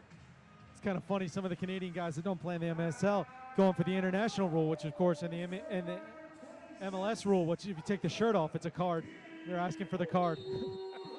That doesn't happen here. Joey Capinos does get the assist for the Blast. 6-3 Baltimore.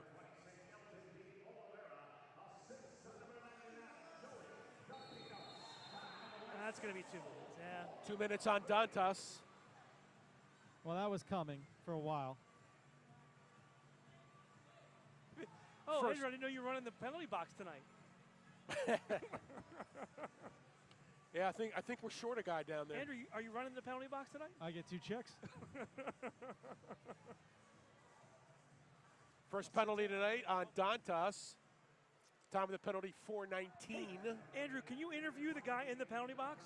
I don't know, but I just told him to sit down. I don't want any trouble from him. I mean, he's not doing anything. He's just kind of hanging out there.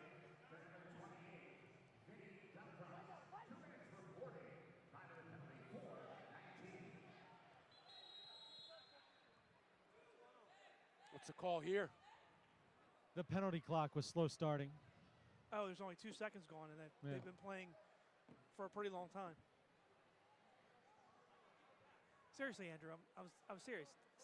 Interview Vinny in the penalty box. I mean, you're right there. So the Blast had possession there. He's not listening to us at all. Well, I'm sorry. No, I'm trying to follow the officials here. The Blast were trying to since they had the ball, they were trying to argue that they would go ahead and send it back down the other end to run time off the clock for them. Can you please interview Vinny in the penalty box? Yeah, I guess we can. All right, well, we'll interview him. No, there's no guessing. Do it.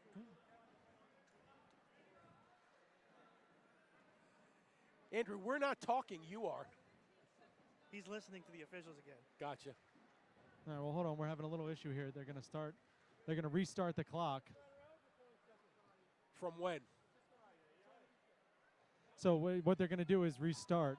Look, look, it's so bad Danny's getting upset right now. Yeah. Now, I would say he took his jacket and tie off, but he never wore one.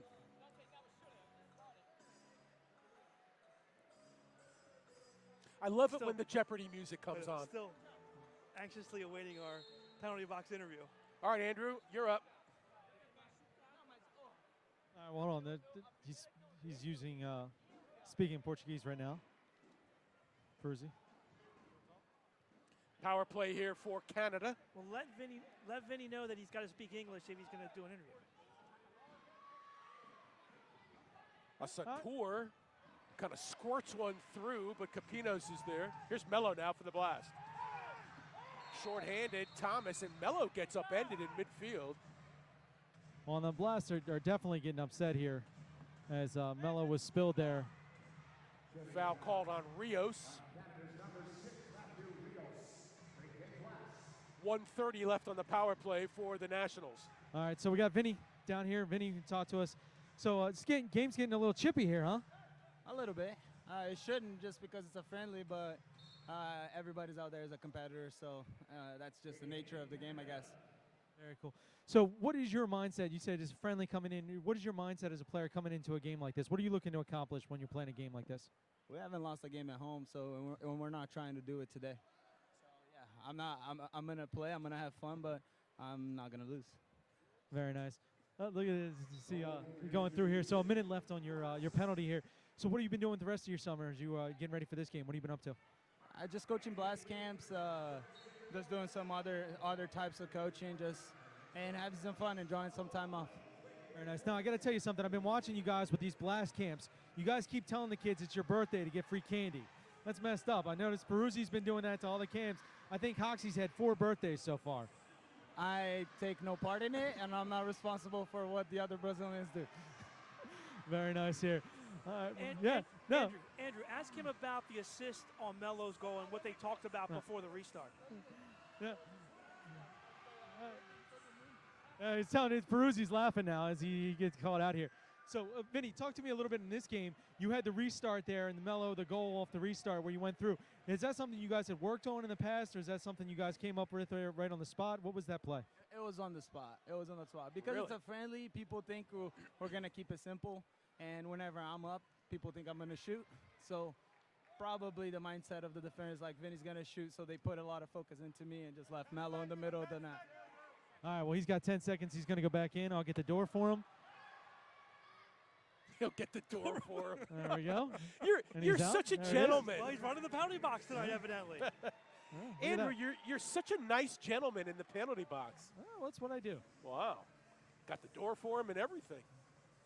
The success of this league depends on all of us. Look at this. Look at this. Then he takes it away. Oh, man, I wanted an assist credited if that happened. Then he keeps it alive for the Blast. So I got Peruzzi here. I'm going to ask him. Go ahead. Peruzzi, you want to talk about the allegations about you pretending to have birthdays to get free candy? You want to talk about that? It's Juan's foul. All the camp he said a birthday. It's not you? All right. And a strong denial there as he denies birthday gate. Guys, I'll have more on this as apparently there are fake birthdays for candy at the Blast camps, and we're going to find out. We're going to get to the truth, the bottom of this. I mean, I don't know I don't know if I'd call that a strong denial. Yeah, that was. It was a denial. Oh, and here's the other part of it. I've had several conversations with him. His English is pretty strong. Except for right there. Yeah, right there he went down and yeah. Oh, nice save there by Copinos. One of the most overplayed things we ever did on the road, right? It's either get the guy on the Southwest Airlines flight by telling him it's his birthday so everybody sings to him, or the restaurant. We got another Blast player down. No, is that Tony? All the way in the corner. Or is that, no, it's not Tony.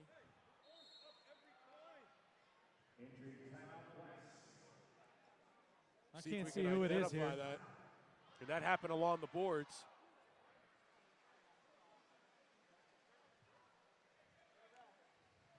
Could it be Hoxie? That's Bartholomew again, and it is Andrew Hoxie down there. And Bartholomew went over to apologize again. That's the second time he's gone over. And look at Oliviero going out to talk to him to go through as Andrew Hoxie walks off. We'll take a timeout here with 7:13 left in the third. Blast on top of Canada, 6-3.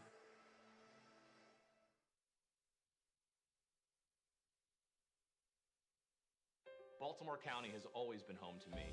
As a father, husband, and former teacher, I know we need a county executive focused on progressive solutions and taking bold actions to improve our schools and to make local government more accessible and transparent.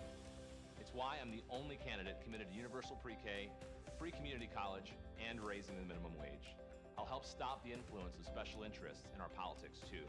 I'm Johnny O, and I believe in our hometown, and I know that its best days are still ahead.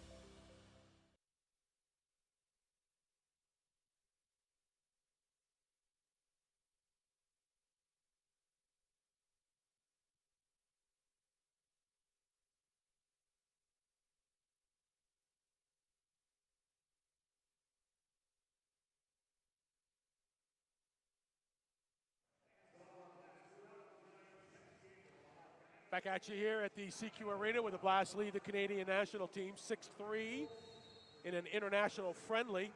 The only goal here in the second half from Elton on an assist from Copinos. Elton's goal came from past the yellow line. Here's the Diesel now for the Blast. A couple of big collisions. Oxy just went down for the Blast. Pereira earlier in the game.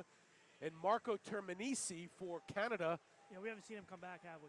Yeah, went off the field with what looked like could be a serious knee injury. Here's Peruzzi now in the steal. Just wide. Looks like Hoxie's dealing with a neck injury. He's receiving and treating it over. He's got a nice pack on the neck as he was whiplashed into the boards by Bartholomew.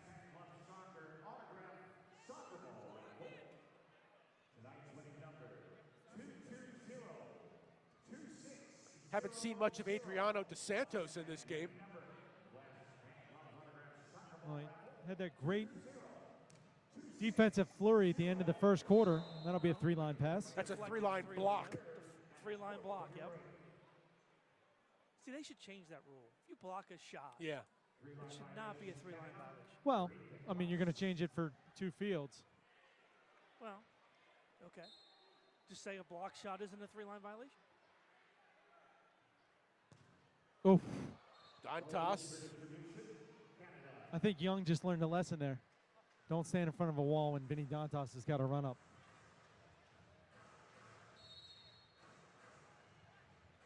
Lerone Young has been very impressive for Canada tonight. Oh, nice. Give and go, just wide. How did that not go in? Pat Healy. Pat Healy. Wow. On the line, blocking it away. It was Rakovic who was denied. Third time tonight the Blast have denied Team Canada on the doorstep. But it does result in a corner here for the Canadians. Here's Muzin. Not sure what the intent was on that one. Rios was coming across, and he's got some size. And they were trying to put it on his head. He was pretty upset as he missed it. Last with a quick counter. Donatelli tries to bend one in. Tony picked his spot and then missed it. I saw the whole thing as he peeled towards the middle. He picked that spot out in the far corner, and then he just missed it off the post.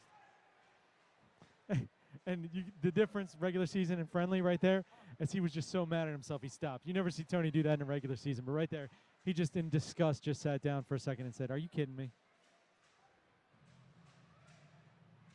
Coming up on the 5-minute mark here in the third.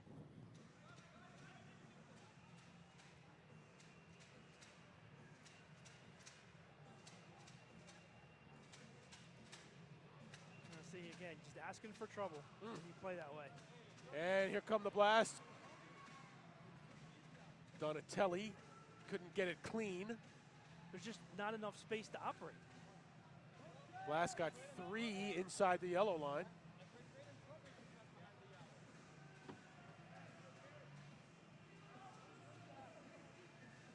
See, the play here is just to bang it into open space upfield. Keep messing around in this zone. It's going to create a turnover, and there it is. It's just so hard not to make a mistake. There's Donatelli now. Blast have it again. Well, another Blast do the same thing. They'll try and make some substitutions, see if they can push it back up to the offensive zone. Canada seems content to sit back. Dantas will come off. Jamie Capinos is on. Mello is back on. Here's Peruzzi now for the Blast. There's Dos Santos. First time we've seen him in the second half, I believe. Well, Jamie Capinos getting a lot of minutes here in his Blast debut. Good opportunity for the coaches to see some tape on him.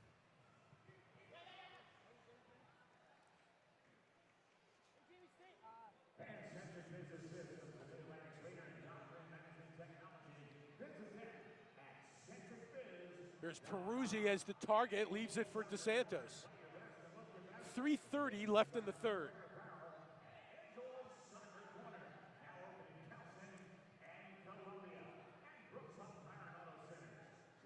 Don't forget the season starts a little later this year. It'll be in December. Tryouts will be in October. Training camp in November, and the opener December. And a foul called on the Blast as Young hits the floor.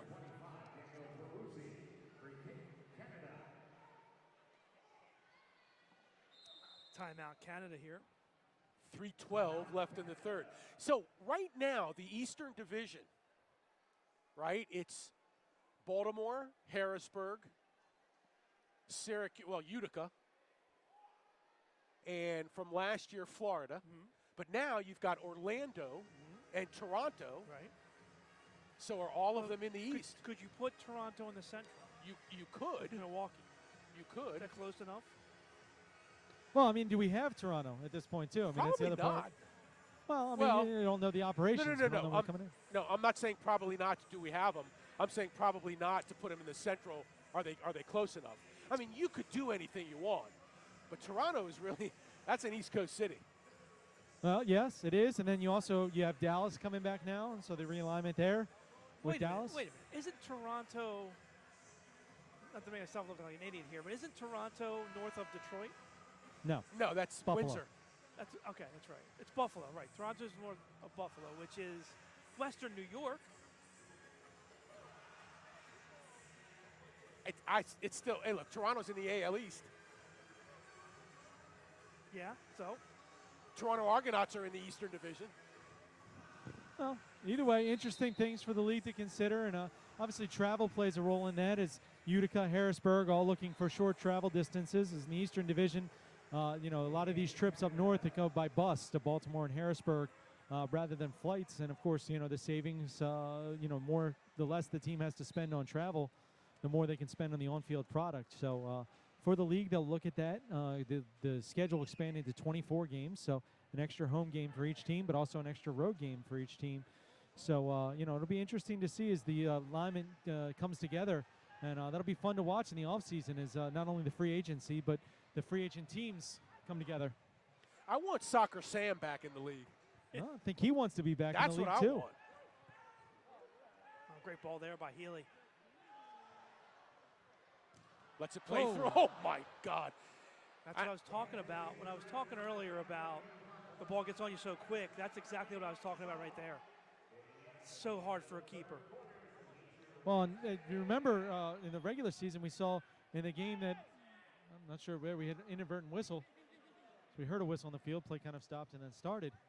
But the Blast had a game against Kansas City where the goaltender was virtually knocked unconscious on the field and then stayed in the game. And you could see clearly for a good 5 minutes he was not in his senses. I think the Blast scored 3 or 4 goals in that time frame when he was just, shouldn't have been on the field, frankly. And that was the game where Vanzella went down. Oh! Wow. Great play there by Zabalos. He almost scored a goal just trying to save a goal from Dantas. Sure, I understand that foul. Asatpour now for Canada. I like when the referee walks off 5 strides and then that last stride he takes like 2 in 1 stride. Yeah, Pinos with a kick save. Young again. I mean, he's all over the field for this Canadian team. That's a foul. That should be 2 minutes. Nice play by Thomas.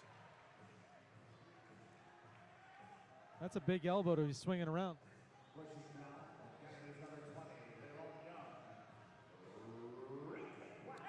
1:38 left in the third.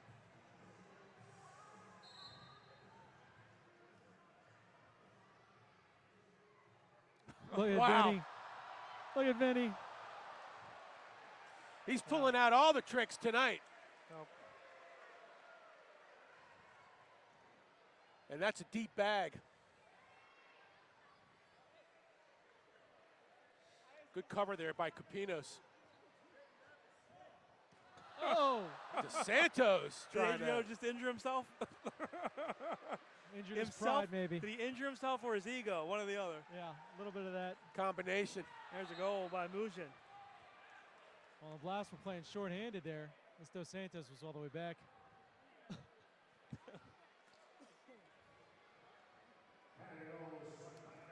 It's a 2-goal game. Rios gets the assist. Mujin gets the goal. Time of the goal is 13:57 of the third. And as you say, Andrew, it is a 2-goal game.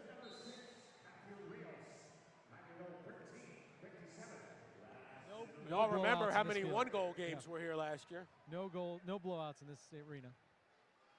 Well, we had a couple last year, but it was not the rule, that's for sure. The biggest blowout was the St. Louis game, right? After they had, or no, the Florida game, I guess, after they had played back-to-back, right? Yeah, they had to travel that day. Yeah, I think St. Louis was a blowout too. Oh no, St. Louis actually was close. Remember, they came in, they hadn't won in like 2 years. Well, I thought the biggest blowout, maybe not score-wise, but the Milwaukee final, the conference final. Yeah. That was just a dominant performance from the Blast. Blast jumped out 3-0 before anybody got in their seat. Dantas, or I should say Diesel with a block. 13 seconds left. Eternity in this arena. That is the truth. Yeah, it could turn into an offensive opportunity for the Blast. Could score 2 goals here. Freddie blisters one into the upper deck almost.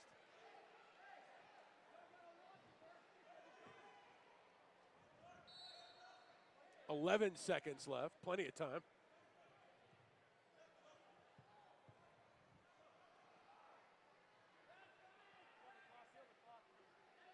Two seconds, 1 second, and that'll do it here in the third. So each side gets a goal in the third, and our score after 3, Blast 6, Canada 4. Back for the final 15 right after this.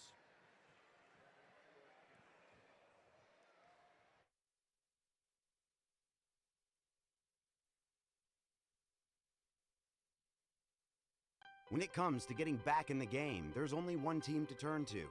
The team more high school, collegiate, and professional athletes train and recover with. That team is MedStar Sports Medicine. For more than 30 years, MedStar has served as a leader in the diagnosis, treatment, and rehabilitation of orthopedic and sports-related injuries. Ranked among the top programs in the Maryland and Washington regions, we offer rapid access to athletes of all levels. Let the pros who treat the pros treat you. MedStar Sports Medicine. It's a great time to be a fan when you can come into Buffalo Wild Wings and catch the best moments in sports. Unlike in Roman times, when you could become the sport. Is this section G? I don't know. I don't know.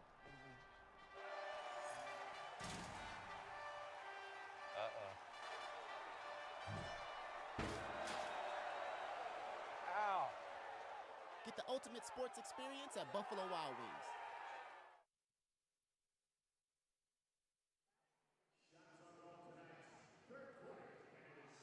Back at you here from CQ Arena, where the Blast lead the Canadian Nationals 6-4 at the end of 3. It was 5-3 at the half, Blast. Then Elton, outside the yellow line from Capinos, made it 6-3 Blast at the 4-minute mark. But late, with only 1:03 left in the period, Freddie Mugin from Rios makes it 6-4. It's a 2-goal game. I think it's about as much as you can ask for a friendly as far as entertainment value is concerned. No doubt.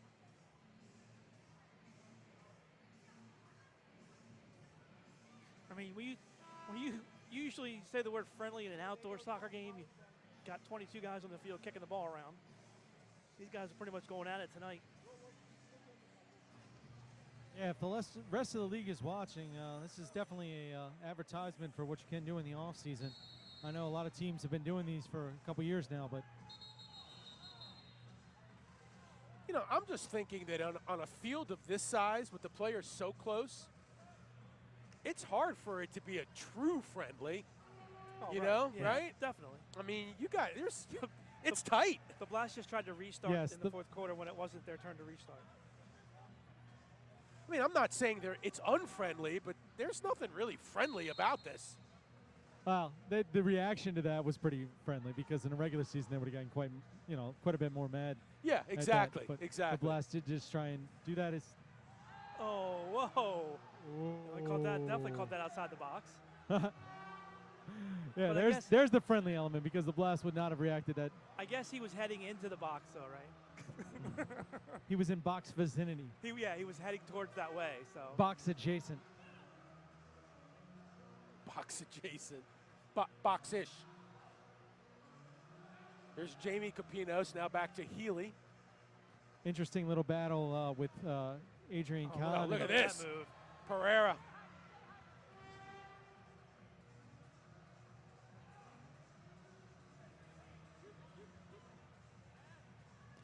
Peruzzi gets free, went back post.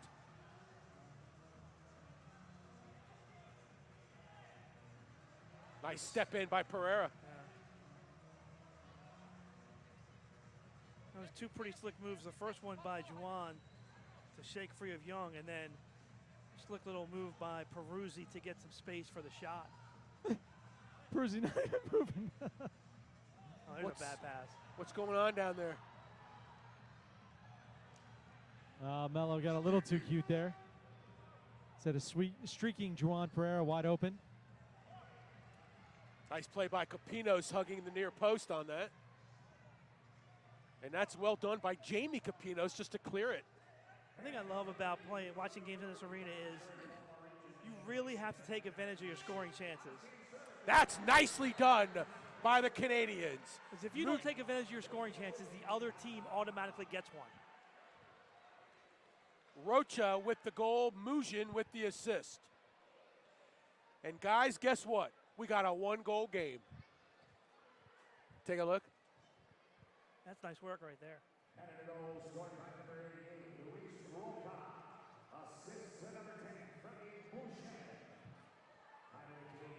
Well, it's been almost a whole quarter since the Blast scored.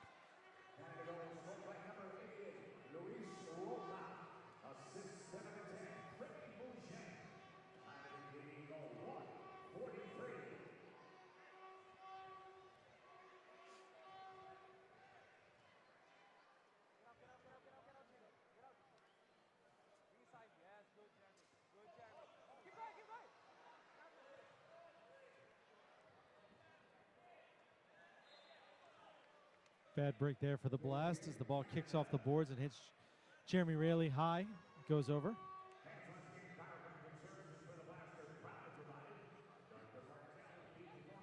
Here comes Assad Pour now for Canada.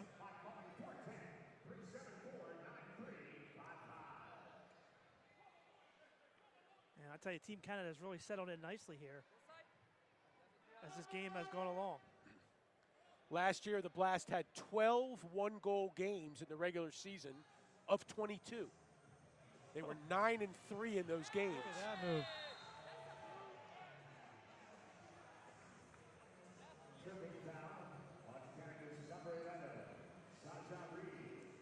And they never lost a one-goal game at home. Well, and how about Vinny? Right off the bat, when you talked about what is the mindset, you know, he says, yeah, have fun, all that stuff. He says, the first comment is, we've never lost a game here. Yeah, they know that. Don't think the players don't know that for a second. That's pretty wild. And it's interesting, Gary, because now Adriano Dos Santos on the field for the fourth quarter. Yeah, good call. And I tell you what, after having 12 of 22 one-goal games in the regular season, Blast had 3 more one-goal games in the postseason in 4 games. So 15 out of their 26 games last year were one-goal games. I guess they're used to playing these, huh? And they were 12-3 in those games. Remember, they had a 2-goal lead. It was they had a 3-goal lead. It was 4-1 against Monterey late. There's a steal by Hoxie. And then the Flash came back with 2 goals to make it 4-3, and the Blast held on. Looks like Thomas limps off a little bit here. The Blast would just much rather play one-goal games than be way ahead, because it seemed like anytime they were way ahead in this arena last year, the other team came back and scored a bunch of 6 attacker goals.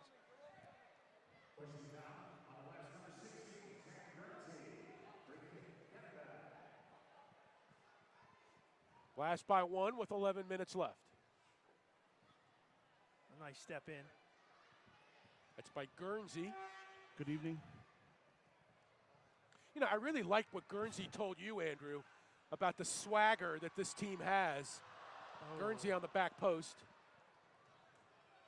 You just have to elevate your game when you play with these guys. Well, the expectation level definitely is high.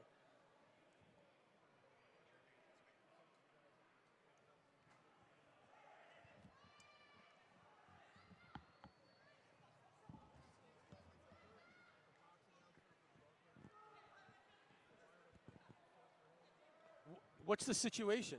I have no idea. Does he have a microphone?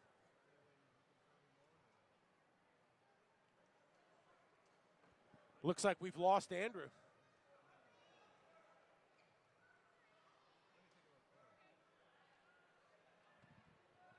Well, we'll have to soldier on, Paul. Just like the Blast. 10 minutes left to go in this one. Oh, nice move there by Peruzzi. It's got to be a foul, right? 2 minutes. Yeah, 2-minute penalty, absolutely.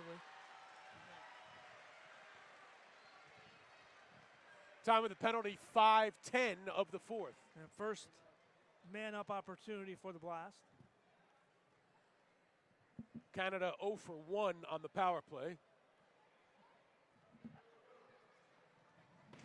Blast will bring out Dantas, Mello, Healy, Donatelli, and Dos Santos.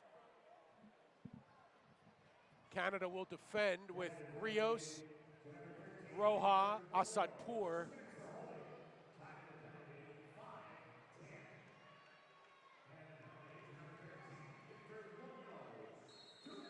The penalty is on Munoz. Canada has outshot the Blast in this game, 23-15, entering the fourth. Blast now on the power play. Inside. Great feed between the legs by Donatelli.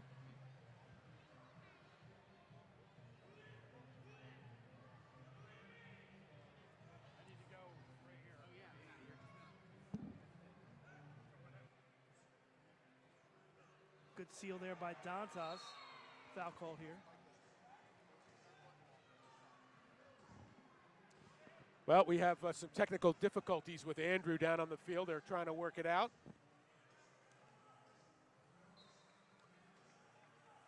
It'll be a kick in here for the Blast with 1:19 remaining on the power play.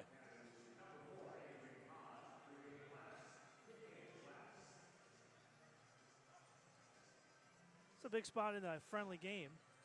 Goal here gives the Blast some breathing room.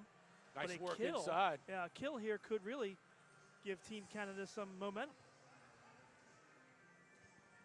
Blast, one of the best power play teams in the league last year and annually, actually. A lot of firepower, well spread around. Healy. 40 seconds on the power play. Now Donatelli steps inside the box. Another near miss. Blast still have it though. Here's Mello now. Trying to find DeSantos inside, and that's blocked away by the 3 lines Canada defense, and so it'll be a free kick Blast with 25 seconds left on the power play. Bit of a dangerous situation here, even though it's from the yellow line. Tough to defend this with a man down.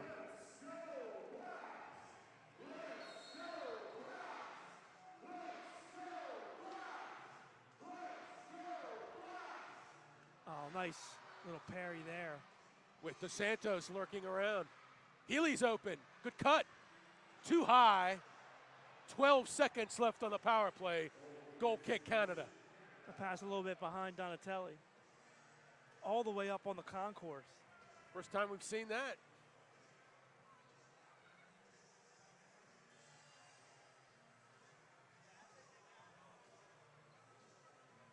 Nice. 8:02 left in this one.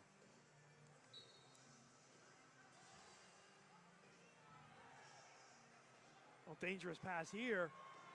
Blast going to try to take advantage.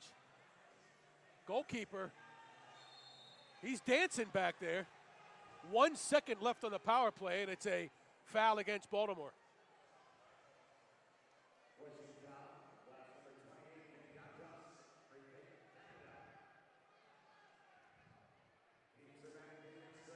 Here's a steal. Blast with the advantage. Oh! That one was heading in. Mello made the save. Still a 1-goal game. Halfway point of the fourth. Team Canada dodges a huge bullet there. The return. The give and go off the boards. Roja puts it in from Mujin, and we're all tied up at 6. How about that combination again? Second in a row.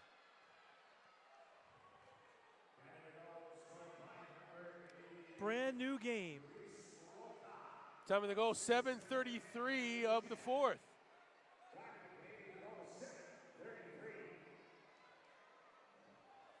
And Freddie Mujin now has been involved in each of the last 3 goals for Canada.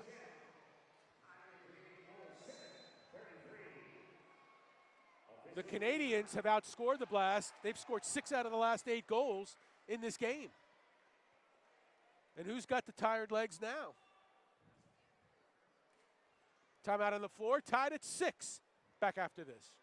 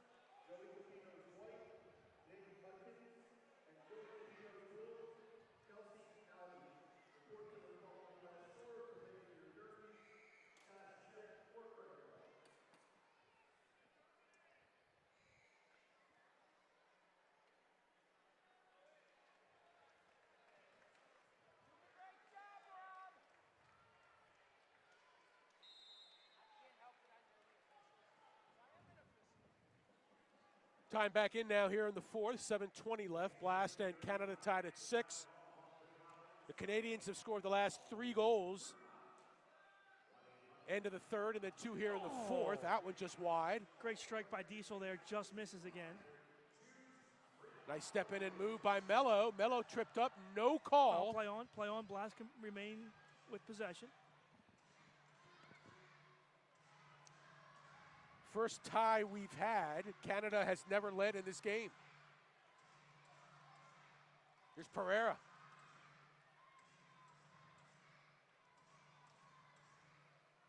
Blast led 5-1 to start, and Team Canada has roared back.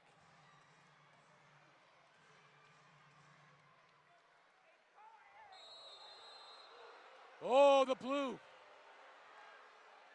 Second penalty against the Blast, this one on Pereira. No hesitation from the referee on that one.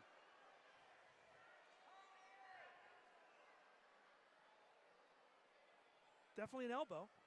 Got him in the face. Wasn't intentional. Time of the penalty, 8:29 of the fourth. Not that it would matter, but it just seemed like it was an inadvertent play. And now the complexion of this game has totally changed.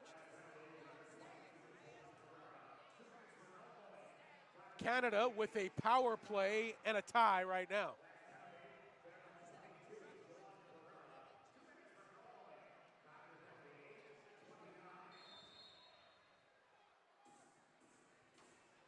Penalty killers for the Blast: Thomas, Mello, DeSantos, and Healy. Steal right away for the Blast and a handball. Bartolomeo, Roja, Mujin, Rios, and Asadpour for Canada. Correction, Chamali, not Rios.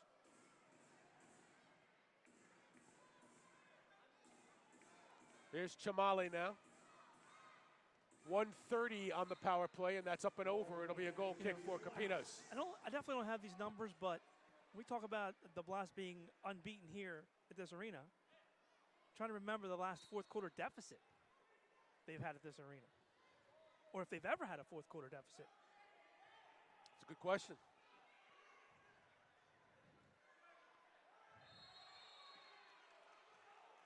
That's a foul in the corner, and it looks like it'll be on Canada. So the Blast shorthanded here now with a free kick inside the Canada yellow line. See what the Blast choose to do here, whether they attack or play the ball back. Over the boards, it'll be a... Yeah, shot by Pat Healy.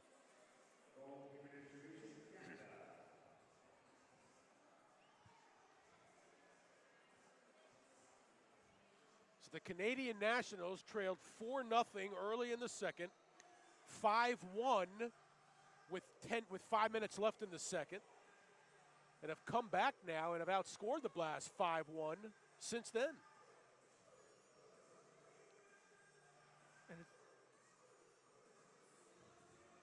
Aggressive play by DeSantos takes it away. DeSantos wanted a foul on that one. He needs to focus on playing defense. Now here they've got a break. Blast defense collapses on that. DeSantos now with 45 seconds left on the penalty kill. Good work, Thomas. Nice carry. Sliding play by Zabalos. Now it's a 5-on-3. Roja's got some room in there. There it is. See, here's the thing. Canada scores at least on that play down there where Thomas gets taken down. Don't you have to call that a foul? Because of the situation, right? I mean, you have to call that a foul because now the Blast playing 5-on-3 when one of their players was taken down in the other end of the field. Watch it here. The 3 guys you see in the box for Baltimore are the only 3 guys they had. Mujin now has been a part of the last 4 goals. 2 goals and 2 assists. And Roja gets the assist. He's been a part of the last 3. And all of a sudden now the Blast facing their first deficit. What a combination those two have become. I'm telling you, I can't remember another fourth quarter deficit for the Blast. Maybe there was one that I'm not remembering. And that is a power play goal.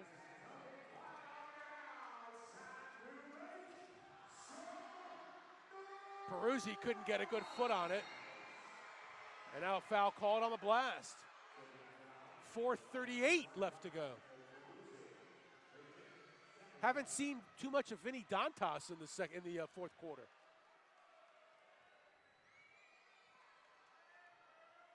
Jeez. Wow, Zabalos averts danger. Very dangerous play there. Team Canada playing with fire here.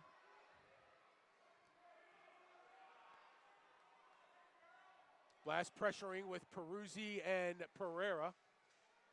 Again, you just got to ask yourself, what do the Blast have left in the tank without training? That's a foul. There you go. Whoa. That's an ejection. Wow, in a friendly, we're getting a scuffle here. Look at the goalkeeper. And the red is out. Young was involved in that for Canada. This will be interesting. Well, the red's out. I believe that's to Young, and that will create a power play for the Blast, correct? Yeah.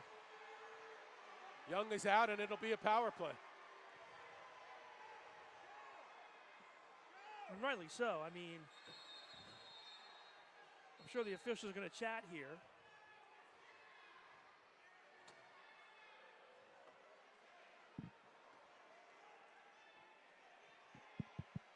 Well, guys, I'm back just in time. Yeah, let's take a look at the replay and see what precipitated it off. I thought exactly what precipitated it. It was a 50-50 ball. Young battling with, is this Mello? Takes him down, and then you saw the high legs, and Young took exception, and that's actually that's Elton. And Young with the two-handed push gets him the red. And they're still separating players along the benches here. And then we cut out of that replay, but then the goalkeeper, Zabalos, came flying out of nowhere. I think he wanted to try to make peace, but he didn't look like that. No, right.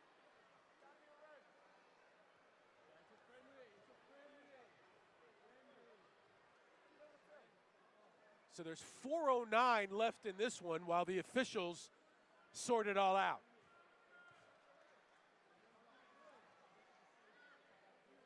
Wow, last thing I expected to see tonight. Andrew, what do you got from down there?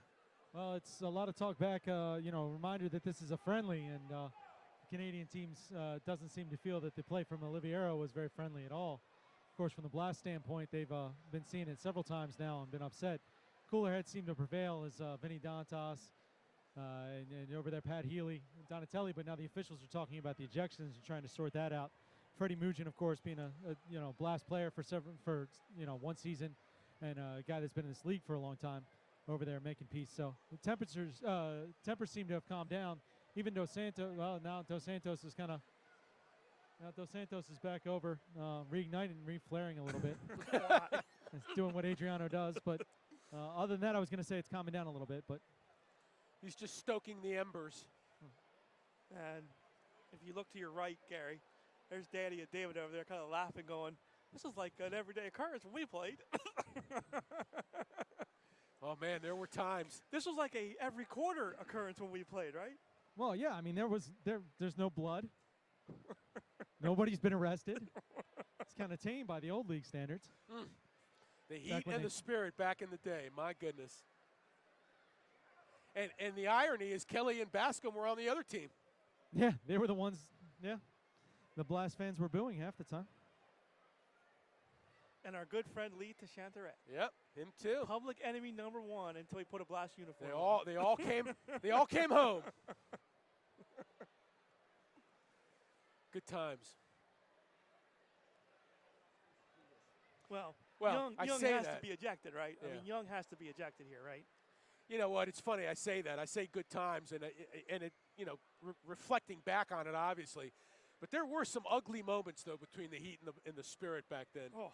Early 90s, the Rob Ukrop incident with Dennis Hamlet, when Hamlet broke his jaw in Baltimore. I'm going to have to go out and say this. This is the best friendly I've ever seen in my life.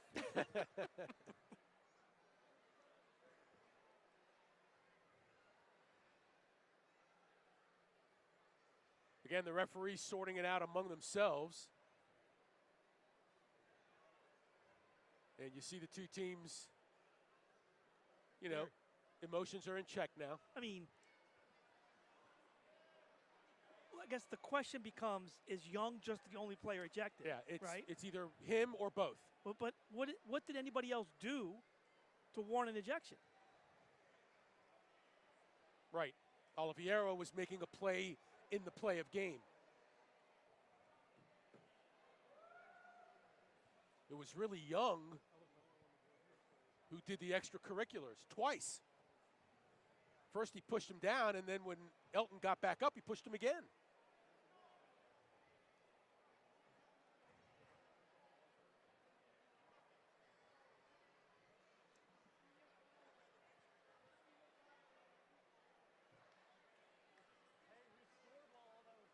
Are they looking at the video replay?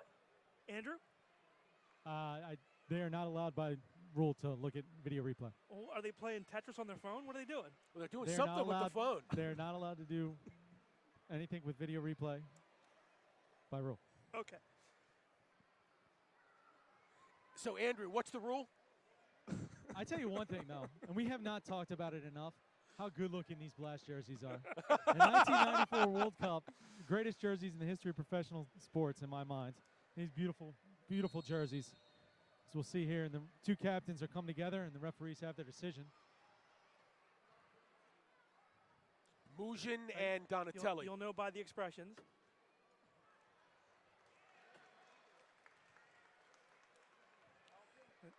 Referee has raised only one red card so far. So now we got a red and a blue coming. They can't find the blue card. There it is. So the red and the blue are going to be against. Well, when you get a red, you automatically get a blue. Right. So that's against Canada.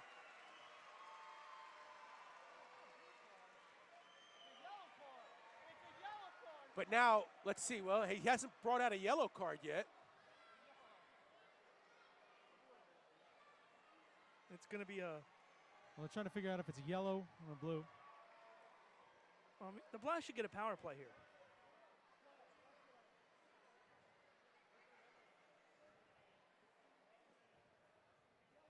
Unless we're playing by different rules than what we normally see, because doesn't a red automatically. Now here's the yellow. He's got the yellow. He's got a lot of cards in his hand. Well, and they're different colors. And they're gonna get Dos Santos for a yellow, so he'll be out for the game. So yellow. Yeah. So Young is ejected, and Dos Santos has got a 5-minute game misconduct, and so he's gonna have to sit out. But the Blast will have a power play. Right. So got it correct. Well, why is there 2 minutes on the clock for Adriano? I think that's a mistake. It's not a blue, it's a yellow. So he's getting a yellow for running off the bench, apparently, Dos Santos. And then Young for striking is ejected.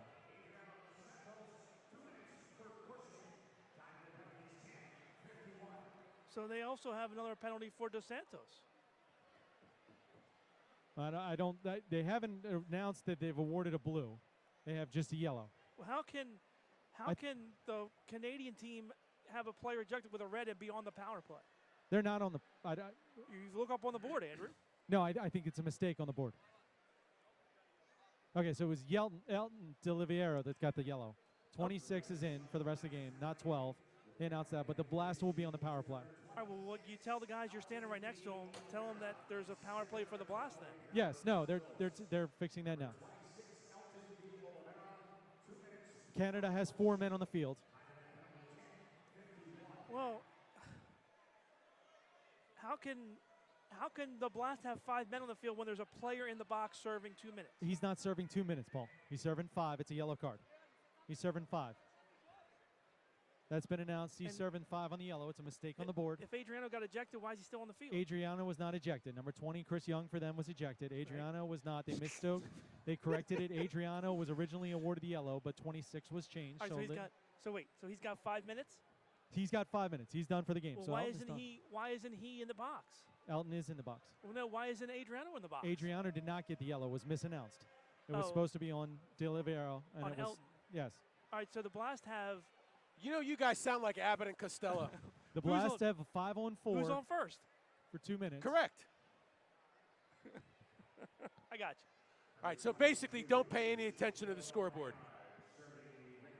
Okay, so it's 22 for Canada. It's a Shaquille 2-minute Lagarde is serving a 2-minute penalty for the red card. He's serving that.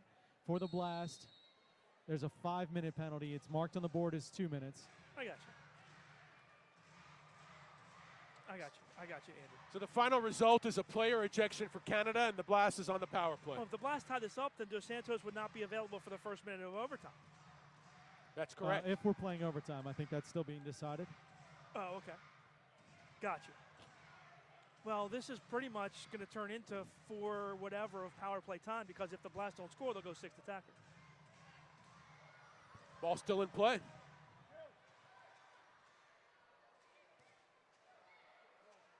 A nice hustle by Donatelli to settle that ball. 1:25 left on the power play. Blast trailing by 1. Dantas, save. So there will be overtime. It's been And decided now. And by the way, not to lose sight of this, because Team Canada is prepping for the World Cup. That's a huge mistake by Young in a 1-goal game. Here's Mello. 3-line. Another 3-line block. But I'm telling you, that's against Hoxie. Hoxie blocked it. It's, this is a game or this is a friendly you're trying to learn from. You can't put your team in that situation. Young's been fantastic here tonight, but that's a huge mistake late in the fourth quarter of a game. Vinny. Corner kick for the Blast with 53 seconds left on the power play.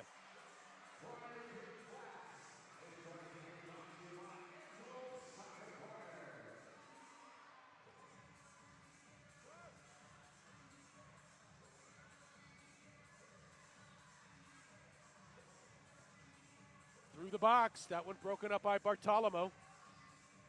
A big mistake there is top of the arc. Big chance for the Blast with 35 left. We'll see if Danny Kelly takes a timeout here.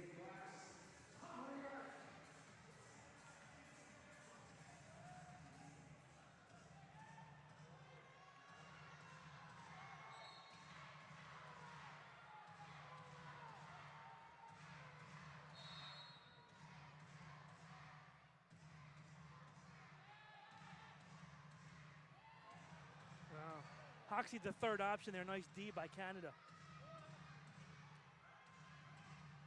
Inside, off the post and in! Dantas ties it up. Just a great feed by Pat Healy. He was patient. He waited for the play to develop, and he didn't rush it. And he finally found Dantas available, and Vinny does not make a mistake there. Actually, it went in off of Bartolomeo. Bartolomeo actually got a block, but he chested it into the goal. Time of the power play goal, 12:27. Dantas now with a goal and a couple of assists tonight. We're tied at 7, and the teams are back at even strength.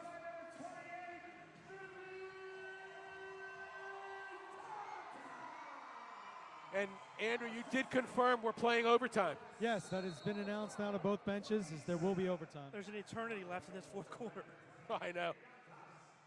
Might be 10-10 in overtime. Got a long way to go before that hits.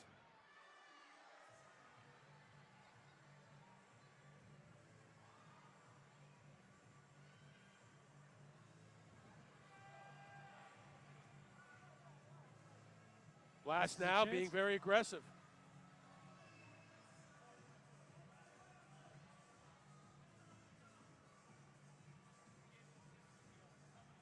Well, I tell you what, after watching this game, I look forward to that first Milwaukee-Baltimore game of the year.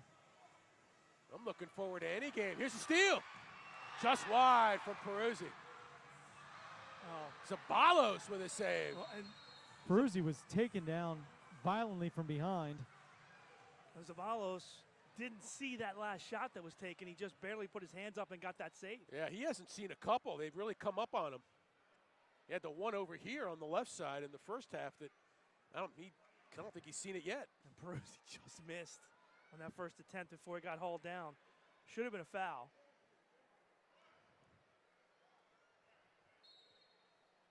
Blast will send it back down. It's a mistake by Team Canada along the boards there that allowed the Blast to get that steal and get that scoring opportunity. DeSantos steps in. Oh, he reached over though.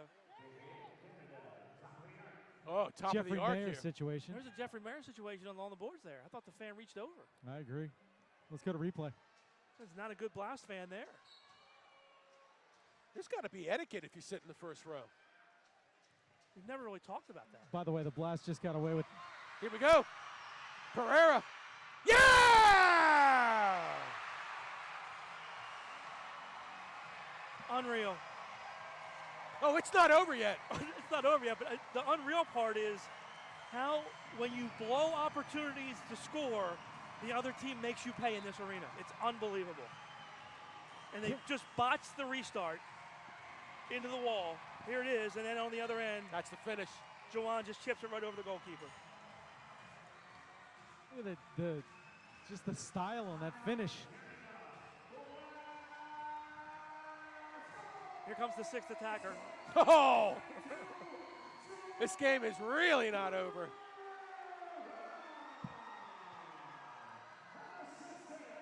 Well, fans got their money's worth tonight, didn't they? I'll bet you they sell some season tickets tonight. It's August. I know. I think everybody's ready. Hey, let's play two.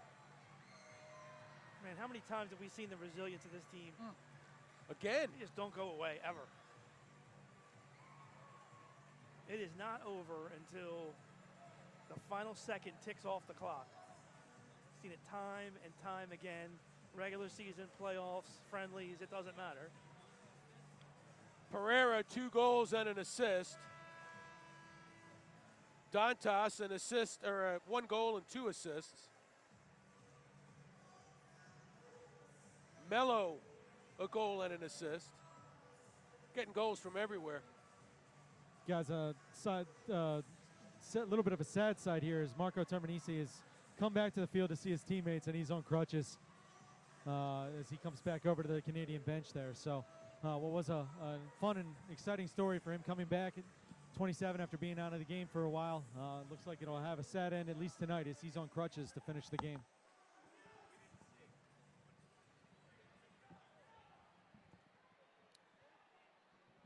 The Canadian Nationals will go to the 6th attacker with 1:25 left. Looks like Vahid Asadpour will put on the jersey for the Canadians. Wearing number 23, the black number 20. Well, actually, the numbers are white. Jersey is black.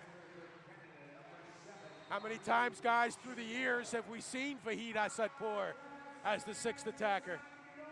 And I still maintain here, you pressure and you try to put the ball in the other team's back of the net and get this over with as quick as possible because it's so hard to defend this in this arena. That's the only way you can play it. 8-7 Blast, just over a minute left. And they break out. Here's Bartholomew.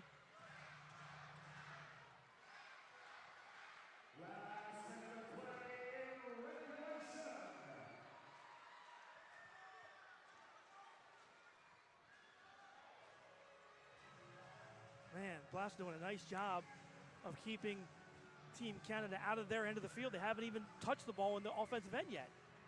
They still have it. Donatelli. That's got to be a foul, right? No call on Rocha. 30 seconds left to go.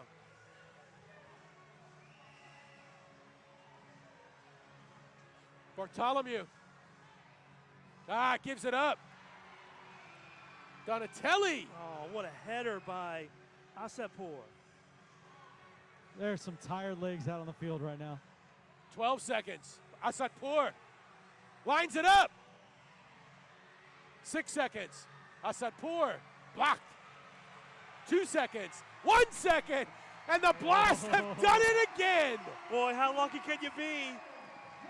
How lucky can you be? Dos Santos is pointing like he knew he was doing it. Dos Santos kicked it off of the glass in front of the scorer's table to end the game. Would have been a restart top of the arc with 1 second left. Oh, he's pointing like he knew it all along. The Blast are laughing their rear ends off. Oh, man. Paul, you said it break. earlier. This is the greatest friendly I've ever seen. What a game! Who's the player of the game? All of them. Well, let's do everything. Yeah, I agree. I agree. Let's do it all. Wow. 8-7 the final. Just your typical Blast home game, win by 1. I would have to say that Juwan Pereira has to be the player of the game, right? He scored the game-winning goal. Yeah. Why not? I was talking to the stats guys, too. The assist on that, I thought Mello was the one that blocked it in the wall and played it forward. Do you remember? Yes, I thought it was. So who did they give it? We didn't give an assist. No I thought that Mello was the one because, it was an early pass. It was from out of his own end, and then Pereira carried the mail all the way down the field. Juwan Pereira with 1:25 left to go for the game winner after Vinny Dantas hit the power play goal with over 2 minutes left to tie it up at 7. Do we have them downstairs? We got anything going on? Well, we're gonna be patient. We got Glenn Graham on deadline for the Baltimore Sun. He's gonna grab them first. Gotcha. So we're gonna be good hosts there. All right, so we're gonna give it to Juwan Pereira, player of the game, and we're gonna interview Juwan Pereira in a moment. What a finish here! 3 goals in the last 5 minutes of this one. Canada took its first lead with 5 minutes left to go to lead 7-6 on a power play. Blast then answered with a power play after an ejection. Well, I mean, if the Team Canada wins, then Freddie Mungin's the MVP, right? I mean, no doubt. Basically just took over the game. 2 goals, 2 assists late. At the end of the third quarter and beginning of the fourth quarter. Final stat, shots Canada 26, Blast 21. 10 blocks for the Blast. 9 saves for Capinos and 9 saves for Zabalos. It's an eventful night for Juwan. He scored a goal, he got hurt, he came back, he scored the game-winning goal. Game winner with 1:25 left. And Juwan, it's August. We're not supposed to be playing games like that in August. How was that such a tough game? It's really hard, but that's I told my teammates. We have to come here and do everything, no matter just a zebra game. I know it's not all the season, but you have to come here and always put it our heart inside the field. So the fight happens, there's an ejection, you guys are getting a little fired up, you're down a goal there. How do you guys have that spirit to come back and take the lead? In soccer, always gonna have that. So everybody's coming here to win against us. We have to put everything, no matter we have to put everything in the game, and we did again. How's your elbow? Sore. Need to put some ice now. I want to say thank you for everybody to come support us. We always gonna play for you guys. All right, so fantastic. As you mentioned the fans, how important is it, you guys? We talked to Vinny during the game itself, and he talked about the fact that you guys have never lost a game here. And so even though it was an exhibition, is that in the back of your mind as you're going out here and you're playing? Exactly. Every single time we're going to play here, we don't want to lose a game here. This is our field, and we come in here. All right, well, fantastic. The tied for the best all-time home record ever in the history of professional sports here, undefeated at home. Congratulations. We'll see you in December. Thank you so much. See you guys soon. All right, thank you. Congratulations. Andrew, thank you. Juwan Pereira, our player of the game, and what a game it was. Whew. This is good stuff, isn't it? I mean, does it get any better when you talk about indoor soccer? We talked about the move last year from the arena to here. It's just an amazing event every night. It's fabulous. The game in this arena is unmatched. Night in, night out. And it's only August. Andrew, what do you got? That's it? He's done. Let's take a look at the save of the game. I really don't want to leave, so let's look at the save of the game. Here we go. It's Vahid Asipur with the cross, and then Juwan Pereira gets the save. That was the end of the first quarter. This is the flurry, and I believe Dos Santos twice there with Capinos on his back makes those 2 saves to end the quarter with the Blast ahead 2-0. So great flurry there. You know, it's a friendly, Gary. You know, just throw your body in front of the ball, in front of the goal. You know, it's a friendly. Sure, what the heck. And there's Pereira yucking it up with the fans after this one. His goal, look at that, nice baby there. Game-winning goal scored by Juwan Pereira. And the Blast beat the Canadian Nationals 8-7 in a friendly. Like learning tool if you're Team Canada. You just have to keep your composure. You know, they take the lead, and then a physical 50-50 play where, you know, guys get tangled up,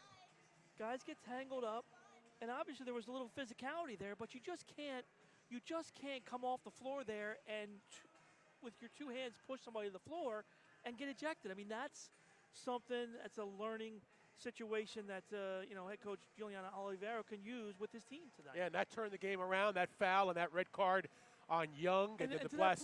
To that point, he was probably one of the key players for them. Absolutely. You know? 2 great finishes for Young, but from that point, the Blast capitalized on the power play and then the game winner by Pereira. That'll do it for us. For Andrew Primrose, for Paul Mittermeier, and the rest of our very in-season form crew here at the CQ Arena. I'm Gary Stein, thanking you so much. Once again, our final Blast 8, the Canadian National Team 7. We'll see you in December right here on MASL TV.